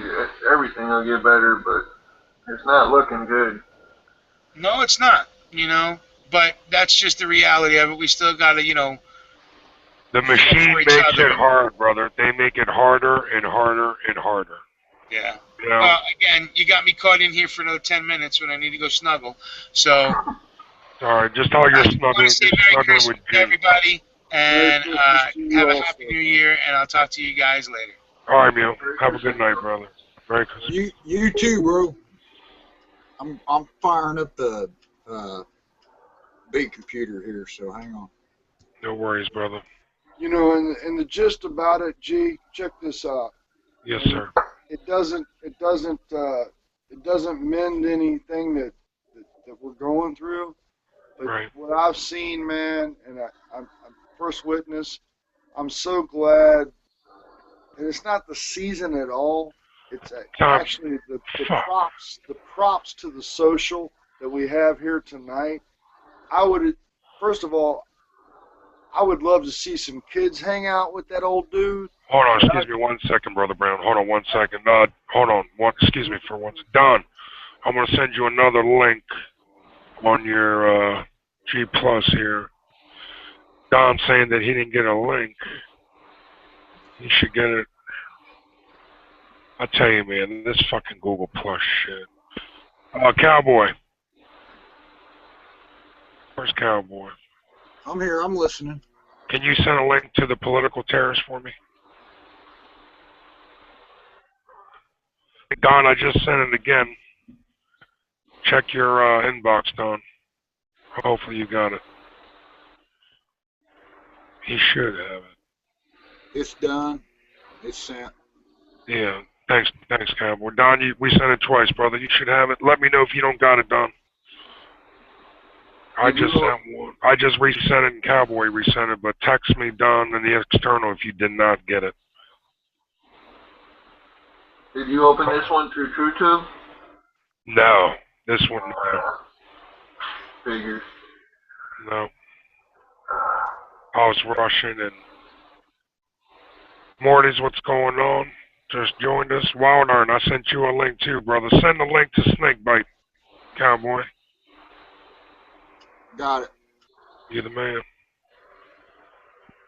And try and do another one for Don, just in case. Tony Tone, I sent you mad links, bro. I don't know where Tony's at. Tony, you don't need no damn link. You can come in whenever, brother. What's going on, brother Truth? Shout outs. Don't forget, everybody, y'all don't know about TrueBlitz.com. Check out TrueBlitz.com. It's a phenomenal site. News, videos,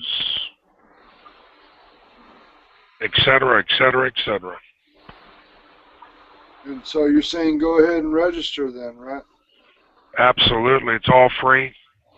Free register. I saw his name posted in the underneath thing. I searched it from an outside view. Yeah, you like that week. third? I had my third up. Let me see if I can get it up again. I don't know if it's going to show. Hold on. There we go. Brother Don, I'm sorry, man. I kept sending them, but I don't know why. I got Cowboys. Yeah, but you didn't get mine. Son of a bitch. You know what? I'm the host. That's why I can't throw them out. No fucking way. It's crazy, man. Because, like you said, you sent it early, and the thing said 11:24, but I didn't even get it. It didn't make no noise or nothing until, just before I came in when Cowboy did it. That's fucking crazy, man. Stupid shit. Let's see. There you go. Is it coming up? No, there's no E on it, though. That's the thing. Hold on. There's no E. No, it's TRU-BLITZ. Because it's the thing here. No, but I did go there after the mention last week. I went from like a anonymous view because I told you I wasn't going to do it until the new year when I was secure. And as soon as I did, Yeah. I saw the techie guy. I saw his post down there, and so I knew I was in the right place. That's right. It only took 2 tries. For my search, when I threw the true in, and because I knew how to spell it, because he told me it was an upper dash, not a lowercase, and it only threw up 3 suggestions. It didn't take long to decipher which one was which. And as soon as I went in, I saw the techie guy's name was down there on a comment. I knew I was right at home when I saw it. And but I'm going to be coming at you, very soon. I'm going to register Ron Brown up in there. 10-4. And I just want to say something out there. I don't know how to pronounce the name. I want to say it's Mordes, M-O-R. Morty's. Yep. Yeah. And truck driver Morty's her old man, or his old man. I don't know which. So neither here nor there. He's in his 40s, Mordes, and so am I. I say we head out and start driving for the gas fracking. So that's all I'm going to say about that. And Morty's, if you get a tip on where to go to drive, we need to get in the gas industry and make some money before we get too old. Tell your old man, let's take off to Wyoming, Utah, Dakotas, wherever we got to go. But I've been looking for a driving job for 9 months, and I've got every color that a driver can get. I actually have a federal license like your old man's probably got. And I ain't got no hits on the job. And if I did, it's about $12 an hour. So, now check it out. Gee, listen to this. I had a referral job come in. Somebody referred me I applied to them and they referred me to somebody else that they knew because they were trying to help me out. Right. And the guy texted me with the information. Okay? He quoted me an hourly wage and where the place was at. And I didn't have this device. I didn't have Google at the time. All I had was a flip phone. I use a Walmart track phone for my cheapie, right? And Right. it gives me 1,000 minutes for $25. He texted me this job, G, and everybody else. He quoted me $23.50 an hour. And this was on an application referral. Now, again, one more time, I applied to somebody. They didn't turn me down. They didn't have a job for me. And they referred me to this cat. This cat is a site development company where they break land and build apartments or whatever. They wanted me to come in and use a street sweeper to clean up the streets before the public would drive through the community. So if they're going to build a new community inside your community, they wanted me to come and clean the streets before you had to leave to go to work as the public. $23.50. I live where I live. I live north of Mickey Mouse. They wanted me to drive to Tampa, which is about 74 miles. For $23.50, I said, screw it, I'll just move there. The guy was ready to hire me. When I called him, G, I had booked an Enterprise rent-a-car to go for the interview, which was $90 total with fuel. He said it was a typo. He said, I didn't mean $23.50, I meant $13.50. Oh, man. So that's what they're paying down here. Right. But he didn't have, apparently, he doesn't have the labor force to grab from in Tampa. He has to reach out to Orlando to hire. But he wanted me to do a close to 170-mile round trip a day. And with the math, that brings me down to what? $7.50 an hour. Yeah, you'd be losing money to go to work. Right. So, now I'm in the wrong for turning work down, right? The fact of the matter is when I do get a motorcycle back on the road, right now I'm on a Trek 10-speed. And check this out, G. Did I tell you about the thief that tried to G my fucking bike? What is it? Hey, live YouTube, check this out. Thief tries to steal Ron Brown's bike. We got 1930 1920 watching. I'll tell everybody, you got a Trek bicycle. And a perpetrator tries to steal Ron Brown's bike. Ron Brown's the one that's talking. The guy couldn't get it off the bike rack. It was on the front of a bus, guys. I was traveling by bus. Wow. And he jumped from the bus stop where he was waiting for a bus and grabbed my bike. I'm on the bus, and the bus driver says, "Hey, somebody's grabbing your bike." It's about 5:30 in the morning, so it's dark. I jump off. The bike was so heavy it fell on top of him because my bike has baggage on the rear that I use for camping. Mm-hmm. It had firewood in the bags, food. It was so heavy it fell on him. And I proceeded to waylay into him, G. And the bus driver honked at me. She left us. And she said she was calling the cops. So I gathered my senses and got out of there before the law showed. You're supposed to be a pussy and just let them steal your bike. Yeah, well, you know, he didn't know it was that heavy. He tried to G it. It's a $1,700 bicycle now, given. With the accessories, it's about $1,700. But he was just a punk trying to get out of town or something. I don't know. But I laid him there, left him there, hauled ass because the cops were coming. Then the bus company called me.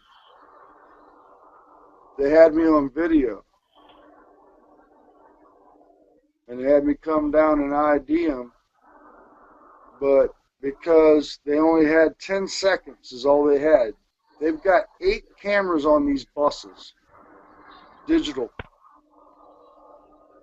continuously on a roll. They said they get 400 hours per turnover. They can go 400 hours before it erases and goes back to the first hour. But on the 10 seconds, they couldn't get a description, so they couldn't convict him. But I hardwired, because I work for batteries, guys, live feed to YouTube. I work with batteries, so I hardwired. They won't let me lock my bike up to the bus. You can't lock your bike up to the rack. You can lock your wheels up, but you can't lock the bike to the rack. You can't lock up your frame. It's got to be the tire. Right. You can't attach it. You know what I'm saying? You can't fix it to the bus because then, you know, the liability type thing. But so now I had to hook up. I got a 9,000 volts, I think it is, not watts. I don't know the difference. But I got a glow stick hooked up to it now.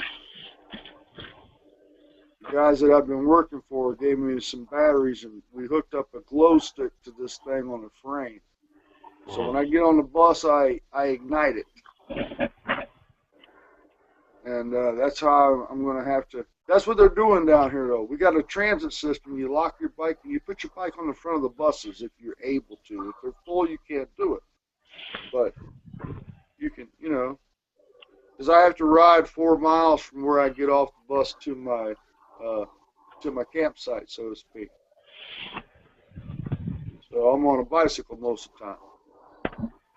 But that cat wanted me to ride 175 miles, just about round trip, G. Past Disney World, where Kelly was going to go that time and all that, for $13.50. And, you know, in my mindset, dude, I thought, you know, you're in Tampa, Florida. Tampa, Florida's a real city.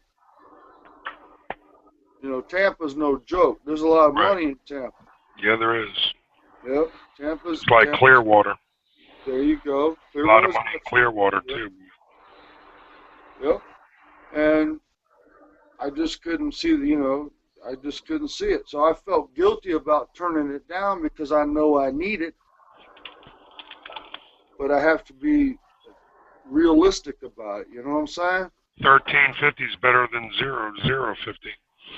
Well, but I'm supple. You know, I've got enough street action doing restaurants and working for this, that, and the other. I'm actually making better than $13.50 an hour for the week at a time. Real quick, JJ, Don Cowboy, you guys wanted to I didn't want you to think we're trying to go off topic here. You know, I still want to stick to what we were talking Now, about. G, This. the cop brutality in Apopka, this is the city of Apopka. They now run police cars. They're not undercover, and they're not unmarked. Check this out. They have these ghost graphics on them now. Where's this? Brother Brown? Up here in Apopka. It starts Okay. with an A. Never heard of it. Yeah, it's called Apopka, and it's only about 8 miles north of Orlando. It's a city. Okay. But they run ghost graphics on their cars. They've been running these ghost graphics. Yeah, they're like the Ford Fusions. Okay. The 4 doors. Okay. And you know, the integrated light bar, they've had those out for a few years, right? The integrated, if they're not on the roof, they're on the visor inside. That's that part. But the gross graphics, it almost looks like a regular civilian car until your headlights hit it, and then you see their police emblems. So your police are using Ford Fusions? Well, I don't know if it's a 4-door. It's almost like a Ford 5. Remember the 500s or the Taurus, the new Taurus or the new 500, or well, the new Taurus ain't no damn 500, bro. All right, you're exactly right. But whatever, it's a Ford product. It's a 4-door. You mean like the Crown Vic? Nope, they've eliminated those. They won't let those down here now. You talking about the Ford Taurus, the new Taurus? It must be a Taurus. The SHOs, or the fast ones. Yeah, it's got a real shaven nose on the front. Yeah. But it's a blackout, and the graphics are embedded underneath the clear coat. You can't see them until your headlights actually were like in a turn where they hit them. So, you know, they're marked cars, but they're almost like undercover too. Huh. And, you know, they're famous down here for these guys. They'll go and buy like used cars for $500 or $600, like a Sable. They'll go buy an old '88 Sable to cruise around with, but they'll put the partition in it, the lights, and all that, and they'll light you up when you're going down the street. Because of the economy crash, the brutality thing in our city where I'm at, Orlando's a different story. Orlando, where I've been on the streets, that brutality thing, that's pretty crucial on the homeless tip. The city where I'm camping tonight, it's a popular place. The brutality ain't on the street. What they do here since the crash of the economy, they fine you any way they can, like street tickets. We've got 9 traffic light, red light cameras within probably less than a mile distance. Now, I've mentioned this before. In 2012/2013, I caught 16 red light tickets in 11 months at $178 a piece. You did? Yeah, 16 tickets. You better fix your brakes. No, here's the deal. I've got one in front of this old residence that I'm in. You can sit there and watch it. It'll go off and there's nobody at the light. Now they have a class action lawsuit against them and the company from California that installed them. See, in Florida, you're allowed to turn right on red. Same here. That's everywhere, bro, unless they tell you can't. Right, unless it's posted, right? Hold on. What is that? Well, no, it doesn't have to be posted. You can't do it if it's posted not to turn on red. You know what I mean? Right. Otherwise, it's legal. Right. Well, down here, I agree. Down here, when you turn right on red, the camera snaps you. What? And listen to this. When you go to court, they give you 2 options. You either pay it or you fight it. Every time that we've gone to fight it, the judge puts out a blanket statement. When you're sitting there, he says, if you're here to contest your ticket, I'm going to tell you now, that you're not going to win, and if you fight it, it's double the fine. So it's $500 if you contest it, and you're not going to win. He tells you right up front. I'd be taking a sledgehammer to them cameras. You need to record that shit. You need to record him saying that. Yeah, really, definitely. He quotes it at the beginning of the court session. If you're here to contest it, I'm going to tell you now that you're not, we're going to double the fine for the contested, and you're not going to win, basically. That's got to be illegal, man. It is. That's what they got, a class action lawsuit. Now, I don't know where I stand in that because, like I said, I got hit 16 times in less than 11 months. Wow. My money's been paid. I know. And here's the deal with it. It gets you so scared as you're driving, you don't know if you're going, you don't know if you should speed up or slow down as a truck driver that I am. I'm carrying weight. That makes it dangerous. Yep, and the rest of the public, they're freaked out too. Yep. The first sign that they see yellow, they tap it. Now you got 5-0, so to speak, the law. They're sitting over there, and now they're throwing they got the no texting down, the seatbelt law. Yeah. Now they got probable cause any day of the week, don't they? Yep. They can pull you over for whatever they want. For whatever they want. You don't gotta be doing shit. You could be driving. If you have a commercial driver's license, you don't have any rights anyway. Yep. I know exactly. I agree with you 100%. I can't see the thumbnail. I see the barrel. Yeah, that's done. You're right, G. They, and whose word is it against theirs, right? I think G's frozen. Yeah, if you actually hold a commercial driver's license, it's a totally different thing. You fall under maritime law. Yep.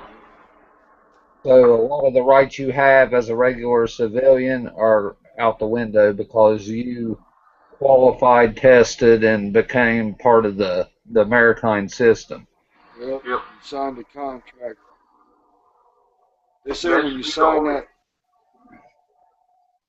I was gonna say that should be the only ones who are subject to the laws of driving on the roads are the CDLs, because everybody else they didn't get that license to be a commercial driver. Only the commercial is supposed to be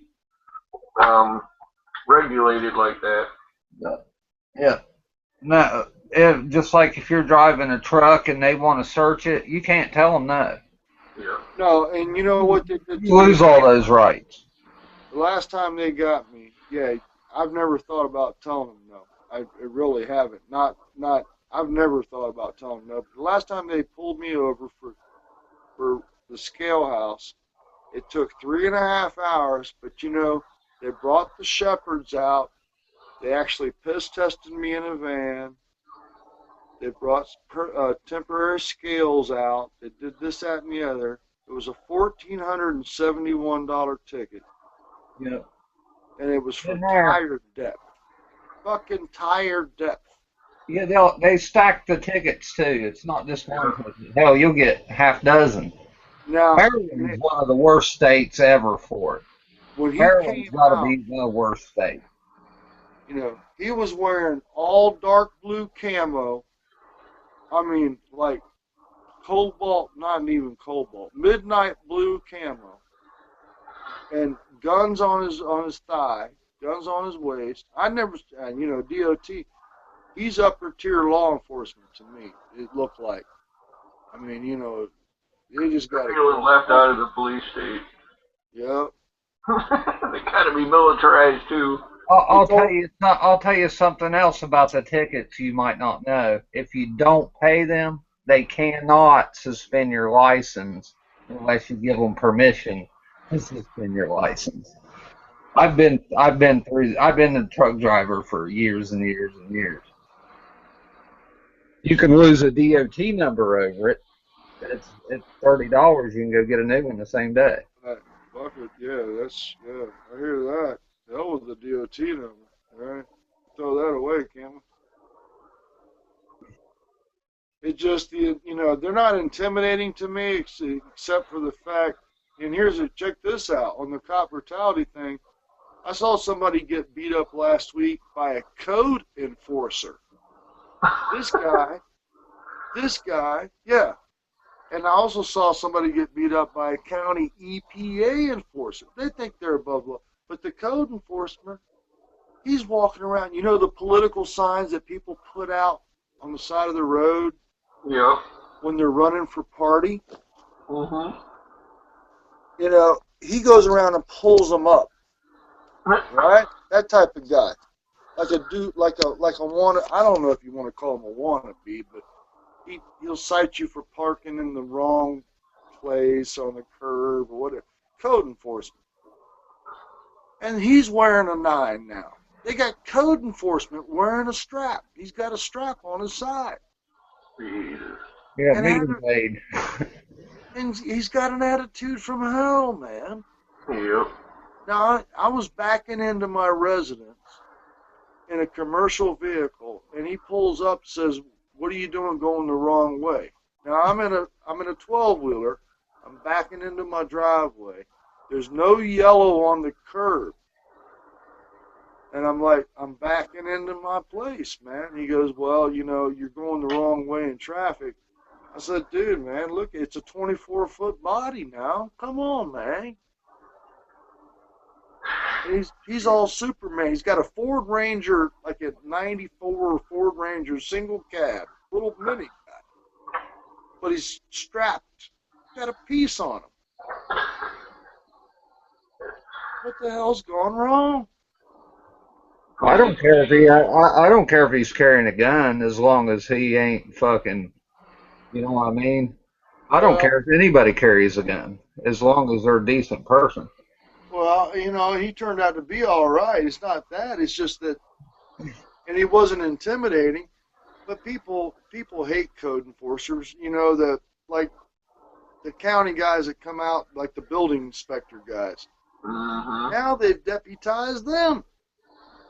That's freaking nice. They got people freaked out about them. You tell them, "No, you can't come in my business because you caught me in the wrong," you're not going to tell them you caught me at the wrong time. Like I got a quarter sack sitting on the back shelf. And he don't know about the medicinal laws, like we spoke about before.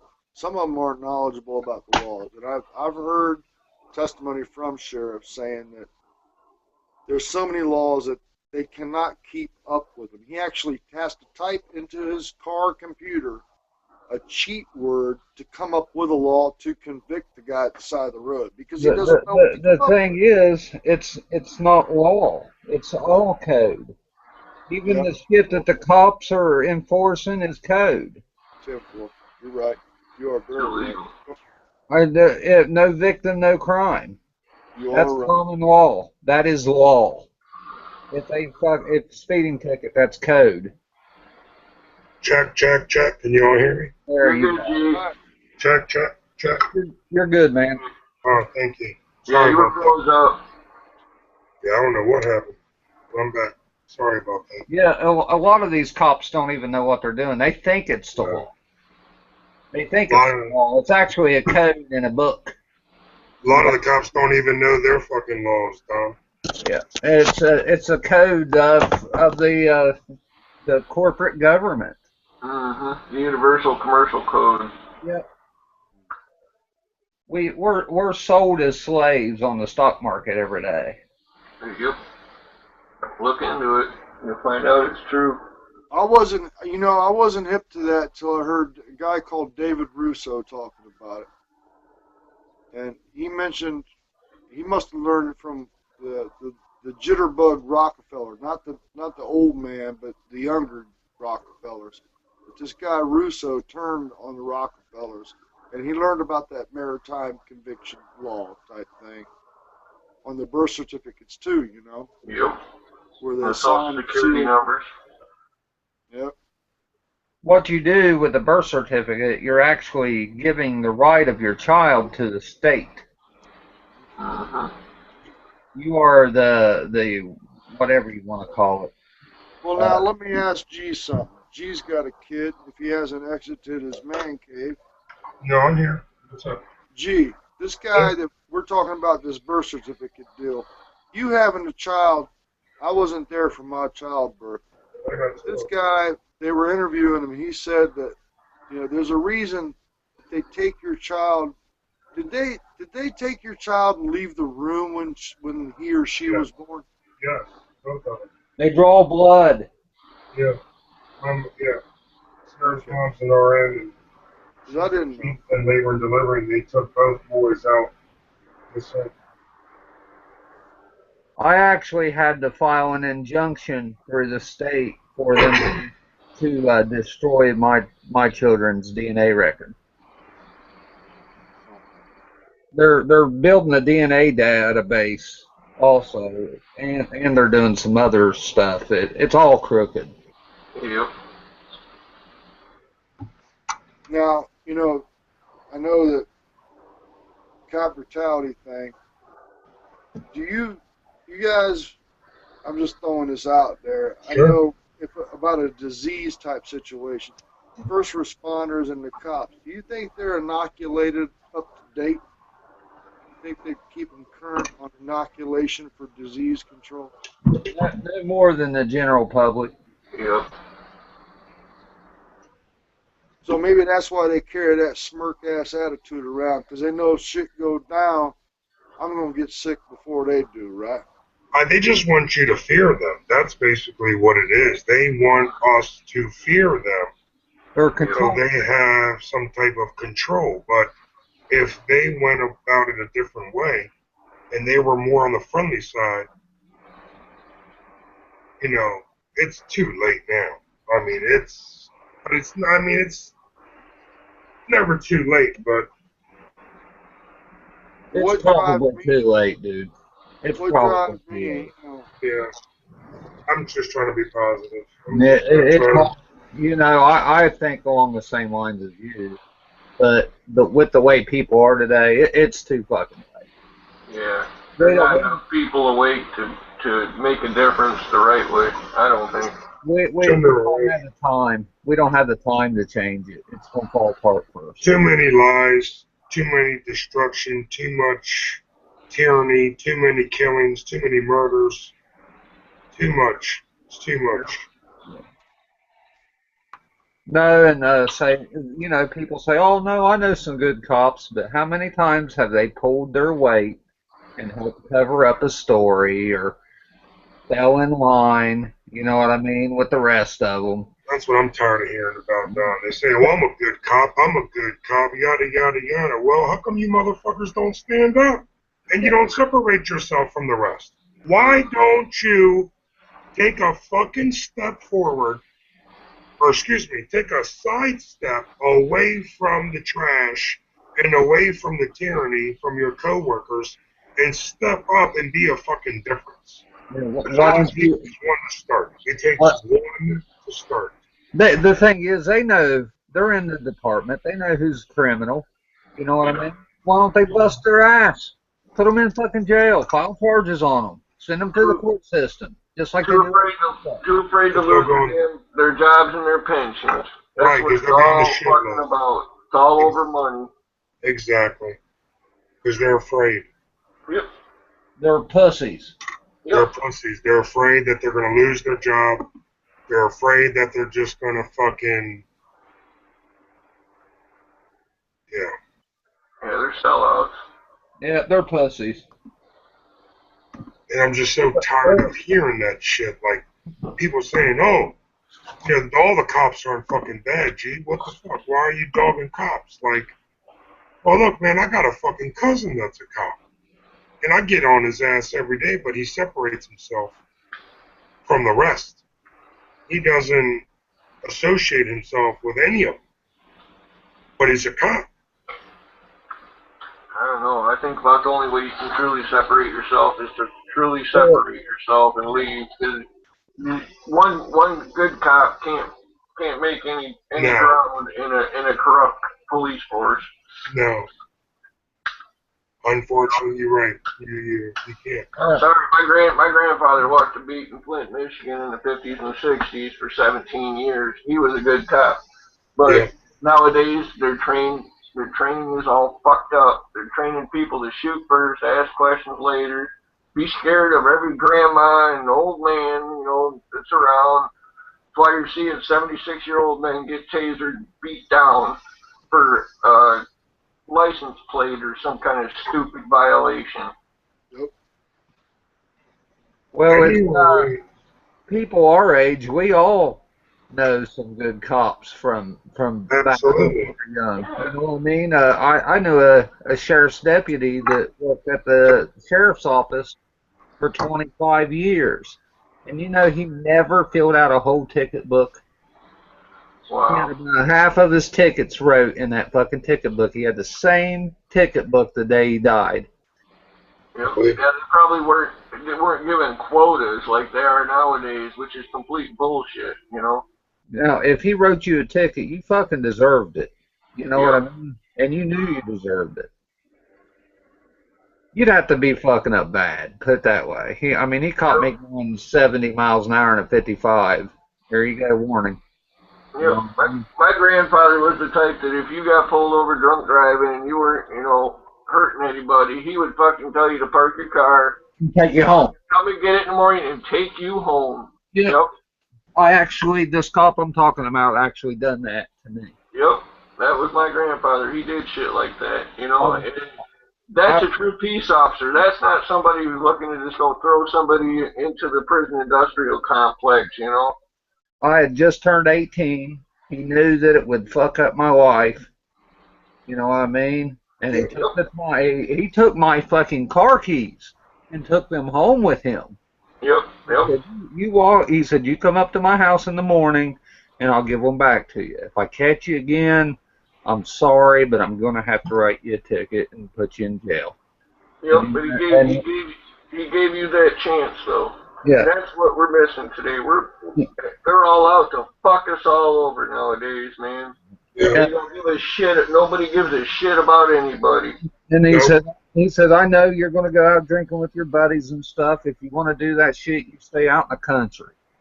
You know Yep. what I mean? Where you ain't going to hurt anybody. He said, but if you're on the main road, you're had. Yep. And he was a good cop. His Absolutely. name was Danny Pearson. He was a good cop, Mason County, West Virginia Sheriff's Deputy. Great guy. He's dead now. Great guy. I truly feel bad for the good cops, dog. I really do. I do too. I really do. But I mean, the only way they can really separate themselves, unless there's a bunch of them on the force that can actually make a difference, is to get the hell out of there Mm. and expose what's there. That's the only real difference they can make. Well, the thing is some of these deputies that work in, they know that some of the clerks and the judges are crooked and they don't do anything. Yep. So to me, that makes them a bad cop. That's the way I feel. To me, that's worse than the common criminal on the street because they actually know about it. They're supposed to be enforcing it, but yet they overlook it, and that to me is just unacceptable. They're actually there, to serve the public. And when the public servants are abusing their power and they don't do shit about it, they're a bad cop. Yep. And I will say, I'm probably the exception, but I'll give a shout out to my local Keweenaw Sheriff County Sheriff because they're good people, they're upstanding people, and they do respect your rights. That's good. That's We good. actually had a deputy today. I didn't have my phone with me or I would have recorded it. The guy had a flat tire about, I don't know, 200 foot from the entrance of my business, and the deputy pulled in my lot and turned around and went up there and helped them change the fucking tire. You know what I mean? Yeah. And you just don't see that shit very often anymore. Maybe these guys actually know we better do something because we look bad right now. Maybe the thing is it's not going to fucking change. No. A leopard don't change its spots. No, in all these little videos that are being put up of cops doing all these nice things for people, you know it's not right because you're seeing it on video. It's propaganda is what it is. Yep. If you truly intended to do something nice for somebody, you don't have to film it. I'm sorry. Well, all those, like you said, they're propaganda videos. They're all professionally done. Yep. You know what I mean? It's not some guy with a cell phone camera saying, "Hey man, check this out." This guy, you know, you don't see that because they don't exist. It's all set up to make them look good, and they run it on news stations and everything else, like Secret Santa. Yeah, I'm sure you've seen that one. Yep. Pulling people over in old beat up cars and giving them $100. Any other time they would have been writing them fucking ticket. Yep. Busted windshields and shit. Mhm. Them people's cars are fucked up and their windows are broken and stuff because they're fucking poor. Exactly. Because our fucking system of government is corrupt to the fucking core. Yep. There's no escape. When I was a young man, you could work your way out of poverty. Even on a low-paying job, you could work your way out of poverty. Yep. I'm making the same money right now as a business owner as I did 10 years ago. And Yep. it ain't going nowhere. Yep. I've been unemployed for 4 years. You know, I have no money coming in. It's fucking brutal out there. There ain't shit out there for jobs. This economy turning around is complete fucking bullshit.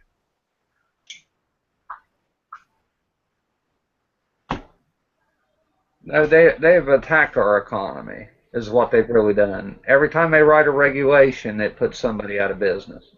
Yep. That's exactly what we're doing. We're under attack from every freaking angle. The economy, Boy, the air we breathe, the water we drink, the ground we grow our food in. Everything is being under attack, man. There's a local steel mill. It's not really local, about 70 miles from here. It's a coal-fired, you know, they use coal to melt the steel. And with the new air regulations, and this is like the fifth, it's AK Steel, it's like the fifth biggest steel producer in the United States that they're getting ready to roll under because of the air pollution fucking laws that they passed. And it's like I said, American Electric Power, 23 coal-fired plants, and by 2020 they'll have 3 left. Fucking 3 left. And when you talk about a power plant, you're talking 400 or 500 jobs, and plus all the jobs that feed those jobs. You know what I mean? Oh, absolutely. And yeah, 'cause I mean, a coal town, it depends on the coal for the mom and pop, you know, restaurants, the hardware store. I mean, all that business goes away, man, because nobody has any freaking money anymore when those things shut down. They destroyed Appalachia, period.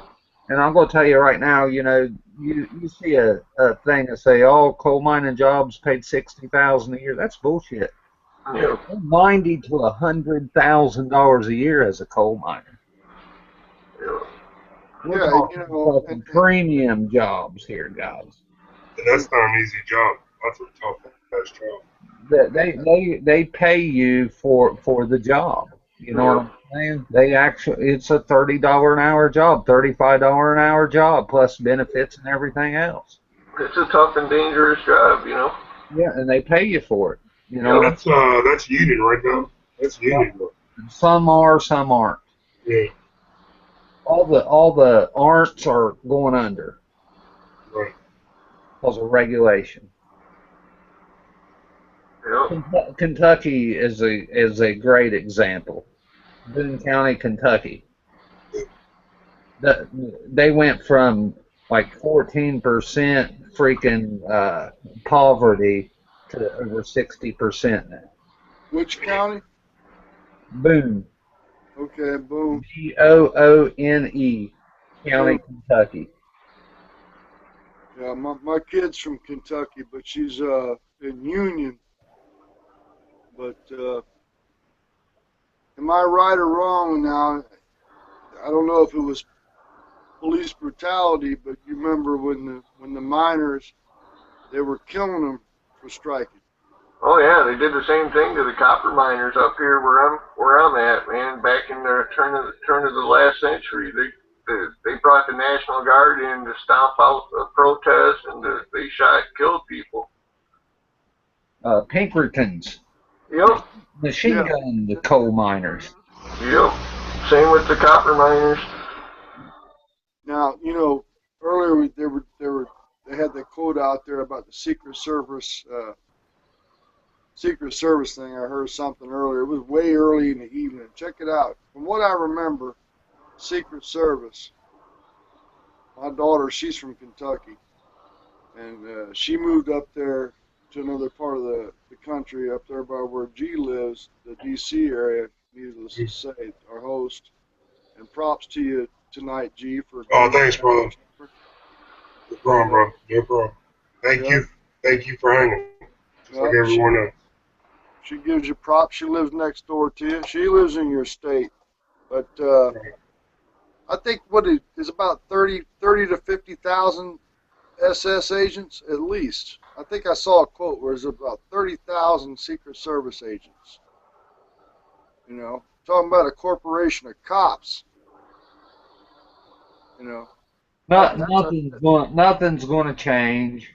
I know. Until it falls apart. I know. And And look, the police brutality has just begun. you know what I want to see? The brutality thing. If I get another storm down here in Florida, like we had in the mid 2005s, and also like Louisiana had,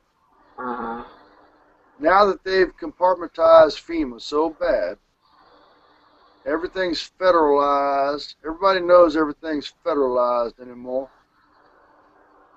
When it goes to failing, and people get sick and tired like they were that time at Katrina, and like we got hammered in 2005, we had 33 hurricanes back to back down here. The only reason that Florida probably didn't kick off a rage, we got sort of martialized back then, dude. They locked us down on curfews, but we got a senior citizen state down here. I call it Geritol State. Geritol's a pill that they used to take back in. I'm an old man. Anyways, the next time around, I don't know what's going to happen. If they start getting brutal like they are right now on a common day, because they are killing people. The police are killing people for nothing. 400 a year, to be exact. That's just what they have recorded. That's not shit that has been recorded. And we have a catastrophe. Yeah. And people are tired of it. It's a wonder that Katrina didn't go off. But they were so fatigued, probably. If it goes down again and people start going off, we might just have a little bit of a massacre on hand. I don't know. I don't wish it upon nothing. And do you guys think that would it change anything? Do you think the outset? I don't know. I don't think so. I'll tell you what would happen if a hurricane hit Florida hard. You'd have a bunch of people go out and loot the fucking stores until hardly anything's left, and then the cops will move in. I don't mean that. And we see this over and over and over. And it's never going to fucking change. Same old shit. Now, when I was a young man, something like that would happen. The neighbors would get together and help clean each other's yards, and you know what I mean. If you were looting, your neighbor might shoot you for looting. You know what I mean? Not anymore. People just have lost their morality. Yep, I agree. This nation is a communist sicko nation. Cultural Marxism. Yeah. They make fake runs down here now.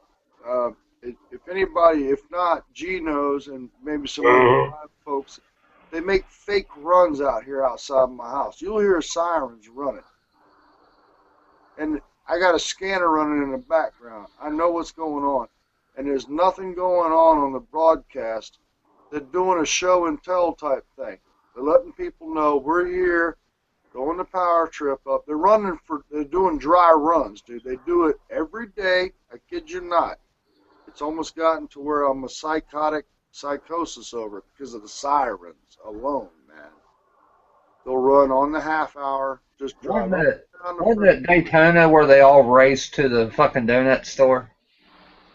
Yeah, but they're doing dry runs to show their, we know you're there. I mean, I don't mean to say that we know you're Right. there. I mean to say they're there. You ask me, we don't fucking need them. Nope. No, because you know what? You guys are gun owners. Somebody is. Somebody is out there in a live YouTube chat tonight is a gun owner. They ain't going to show it to you freaking call anyways. You're going to handle your business, Yep. and you're going to get a call, and then they show up. So I agree with the quote on. Let me tell you, if there was no cops and there hadn't been any cops, there would be people in there protecting their interests at these stores. Yep. There would be no. And helping their neighbors too. Yeah, it just we don't need the police. Really, I don't think we need the federal government. Not for much, anyway. No, I think the state government is the federal government is completely overstepped what they're supposed to do anyway.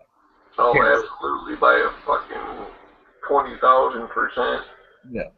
And the state, you can, the state's the state. You can't do nothing with that. Yeah. But as far as federal, like what Don said, We don't need no feds Nope. at all. We don't need this big military war machine we have either. Nope. Not supposed to have it unless time of war. Let me tell you what, they could cut our military force by 70%, bring the fucking troops home, run about 3 or 4 nuclear submarines, yep. and that would be about it. That'd be all you'd need. Bring them home. They need to come home. Yeah. And I would like to think about Or out there on our coastlines patrolling, That's what the Navy's for. I mean, they're supposed to protect our shorelines. They're not supposed to be going and getting into everybody's business around the fucking world. They're out pushing corporate interests. Yep. No foreign entanglements, man. Yep. That's what the founders wanted. Well, I'll tell you what's going on in Ukraine. Just like fucking Putin, he didn't invade the Ukraine. The troops were already there. Yep. Yeah, and they had a contract or a lease to be there, too. Now, the cop brutality, I know everybody's seen the Russian cop videos. Now, I don't know if that's brutality, but those cops over there, they handle their business. If you're doing something dirty in Russia, Yeah, they do. they're going to get in there and get it right, ain't they, G? Yeah, buddy. Those fuckers do not play. Look at the difference on that quote. Look at the difference how this side handles the law enforcement versus that side. Them boys don't frickin' play. No. I've always been an advocate, G. Don't Let me play tell you with Russia. something. There's a whole lot less Russian cops. For their population. And they only really go after real crime. And when they come in, I'm telling you, this is a communist nation, believe it or not. We are communist. Well, a lot in our government are communists and fascists. the scariest part for me, live That's YouTube, scary. and also to the tavern panel, the scariest part for me, and I don't mean to say scary, but what really draws me back is, like I said 2-3 hours ago, on the street level, they're handling us wrong down there, but the fact of the matter is what I'm getting the drift of, it's only going to take 1 second. It's always been that way. 1 second is it, somebody's going to lose their life. But anymore, when they come to a door, if that's a fortunate situation if you're behind the door. But if they come, something's going to go down. And if it's not handled right, there's only a split second, and somebody's going to be dead. And if it's going to be the other side, if it's me versus them and they die, I'm going to end up losing, right? Well, at some point, but take as many with you as you can. If the cops show up at your house, don't even open the door. Just talk through the door. Yeah, and then if That's they the way I do it. What do you do, Dom? I talk to the cops through the door. I never Right. open for them ever. I'm not going to give them a chance to come in my house ever. That's it. Not without a warrant. And even then, who knows? The way the fucking courts are corrupt nowadays, you can get a warrant fucking for nothing. It's ridiculous anymore.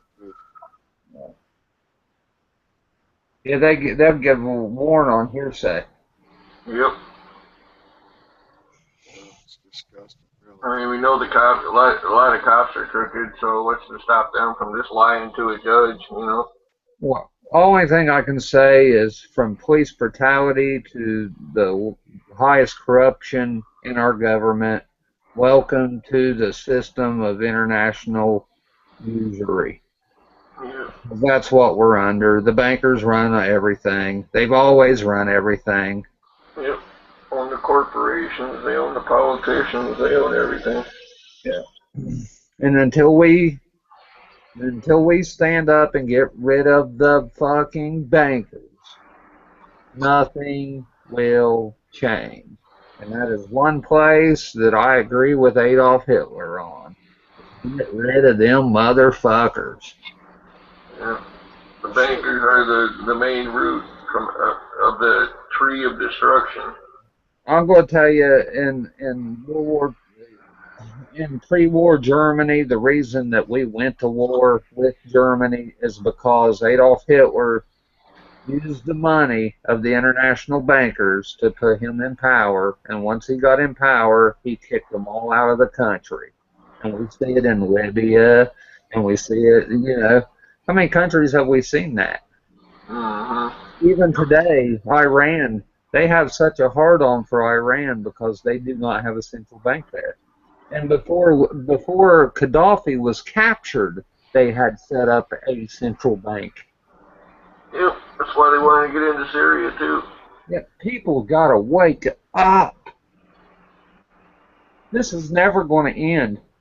Even if we go through revolution, if we don't get rid of these fuckers, it's going to happen again to our grandchildren or our great grandchildren.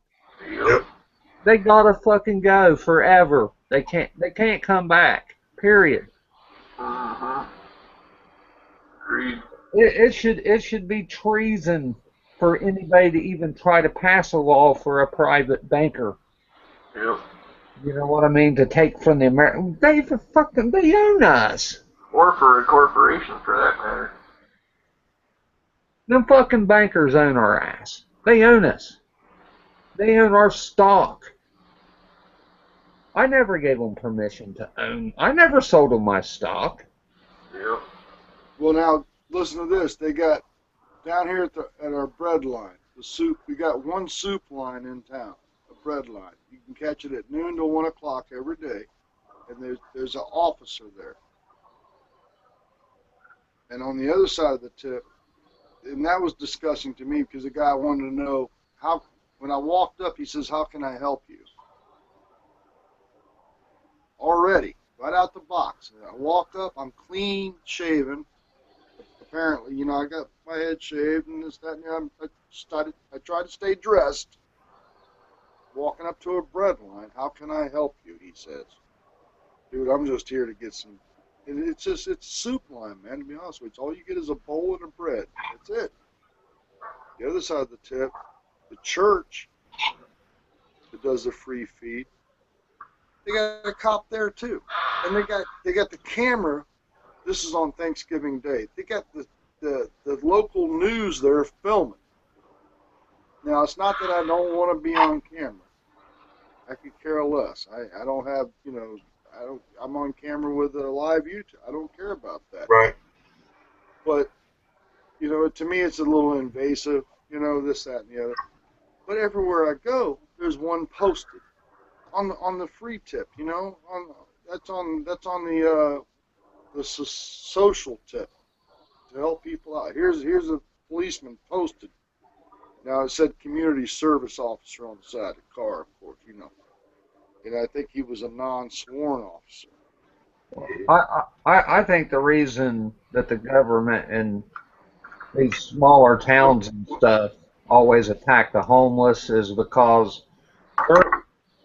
they're they pretty much fell out of the total system. And to get these people housed and clothed and dependent on the government, they have to do something with them. You That's know, what I think's going on. they There is no always real freedom anymore. they always ask you for your social security number. You can't just be out of the woods walking up and just wanting a bite. You know, you're not asking. I'm the type of guy, I'm willing to do something for my bite. I'm willing to offer a cleanup. I'm willing to bust some suds, do some dishes, and I tell them that. Hey, dude, I'm here for cleanup. I'll tell you that when I walk up. I don't look for nothing. I want to help a hand up, not a hand out. All right? Absolutely. And but they always base it on social, G. They want your freaking social security number. Oh, I know. I know. I'm telling you, they want to sign the homeless up on welfare. They want to give them a place to live, and they want to give them an EBT card. That way, you're sucked into this system. That's why they do all this shit. That's why they round these homeless up in all these towns. Oh, we have government programs that can help them. What it is getting them addicted to this freaking communist government. I'm glad you said that. You're Yep. right. They want to throw some Thorazine on you too. They want to get you all zombified on their shit. They put you on some meds quick now. Yep, exactly. That's the thing. Because they can make more off of you being on all those meds than they're even bothering to give you through the welfare program.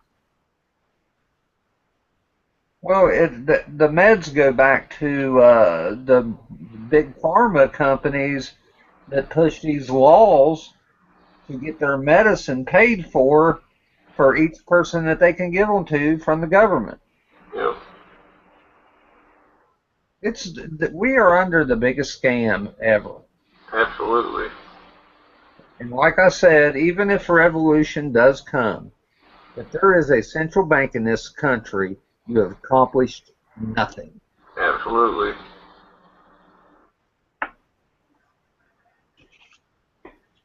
I mean, the Congress are supposed to be over the Treasury. You know what I mean? They're supposed to coin the money. They gave their fucking job away, so why don't they just fucking get rid of them? Yep. What good we need them for? They ain't doing us any good. They're harming us. No, we're lost, dude. This country's lost. Ain't no election gonna turn it around. I think Ron Paul was our last chance. I agree. Well, nice. Even if he'd have got in, I don't think he even could have made a big enough difference, honestly. I'll tell you what, though. I think people would have fucking woke up. You know, because he would have fucking they probably would have murdered him. Oh, absolutely. That was what I was gonna say next. Is that they would have took him out like JFK.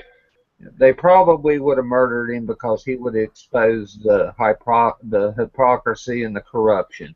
Mm-hmm. I really want to do this, but these people right here won't let me do it. And he's the president of the United States. People would be like, now listen to him. You know what I'm saying? Mm-hmm. Well, they would have whacked his ass. He's a fool. I'll tell you, if anybody like that ever gets into presidency, the fucking smartest thing they could do is fire the Secret Service. Mm-hmm. Absolutely. That's who finished off JFK. That would be the smartest move they could do. The day they walk into the White House, shit can all of them and bring in a private freaking contractor. Right. Real quick, I just want to thank everybody for listening. I know it's gone down to 13 viewers, but it was a great chat, good times. We're going to have an after chat. If you guys want a link to the after chat, just send us a message on the external, and we'll get you linked up. Any of the boys got something to say before we cruise out? Brother JJ? I'd just like to say thanks for everybody for coming out, for caring about your country, and hopefully we can make a change at some point. No doubt. No doubt. Brother Brown? Shouts out to the tavern tonight. Let's sit around and have a beverage. I'll sit with you on the after. I want to thank everybody on the live side tonight. We were up in the high numbers there for a little while, G. Yeah, baby, we had a good night, man. We had a good night, good panelists. That's what it's about, man. It's, you know, just like Don and JJ, and just like the rest of us say, man. It's we got to stand up, and we gotta start caring about what's in front of us. But before I start, go ahead, brother Don. You're next, man. If we're ever going to make a difference in this country, we got to get rid of the bankers and foreign influence. Absolutely. And that's it for me. Brother Don, brother JJ, brother Brown, much love. Thank you guys for coming on, brother Reb, Neil, the Dragon, brother Truth. Don't forget TrueBlitz.com.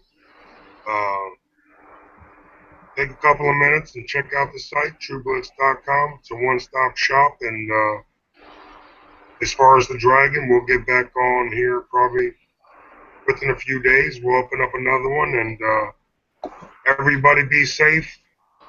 Get your blinders off. Start paying attention to what the fuck is going on. Because the shit's getting bad.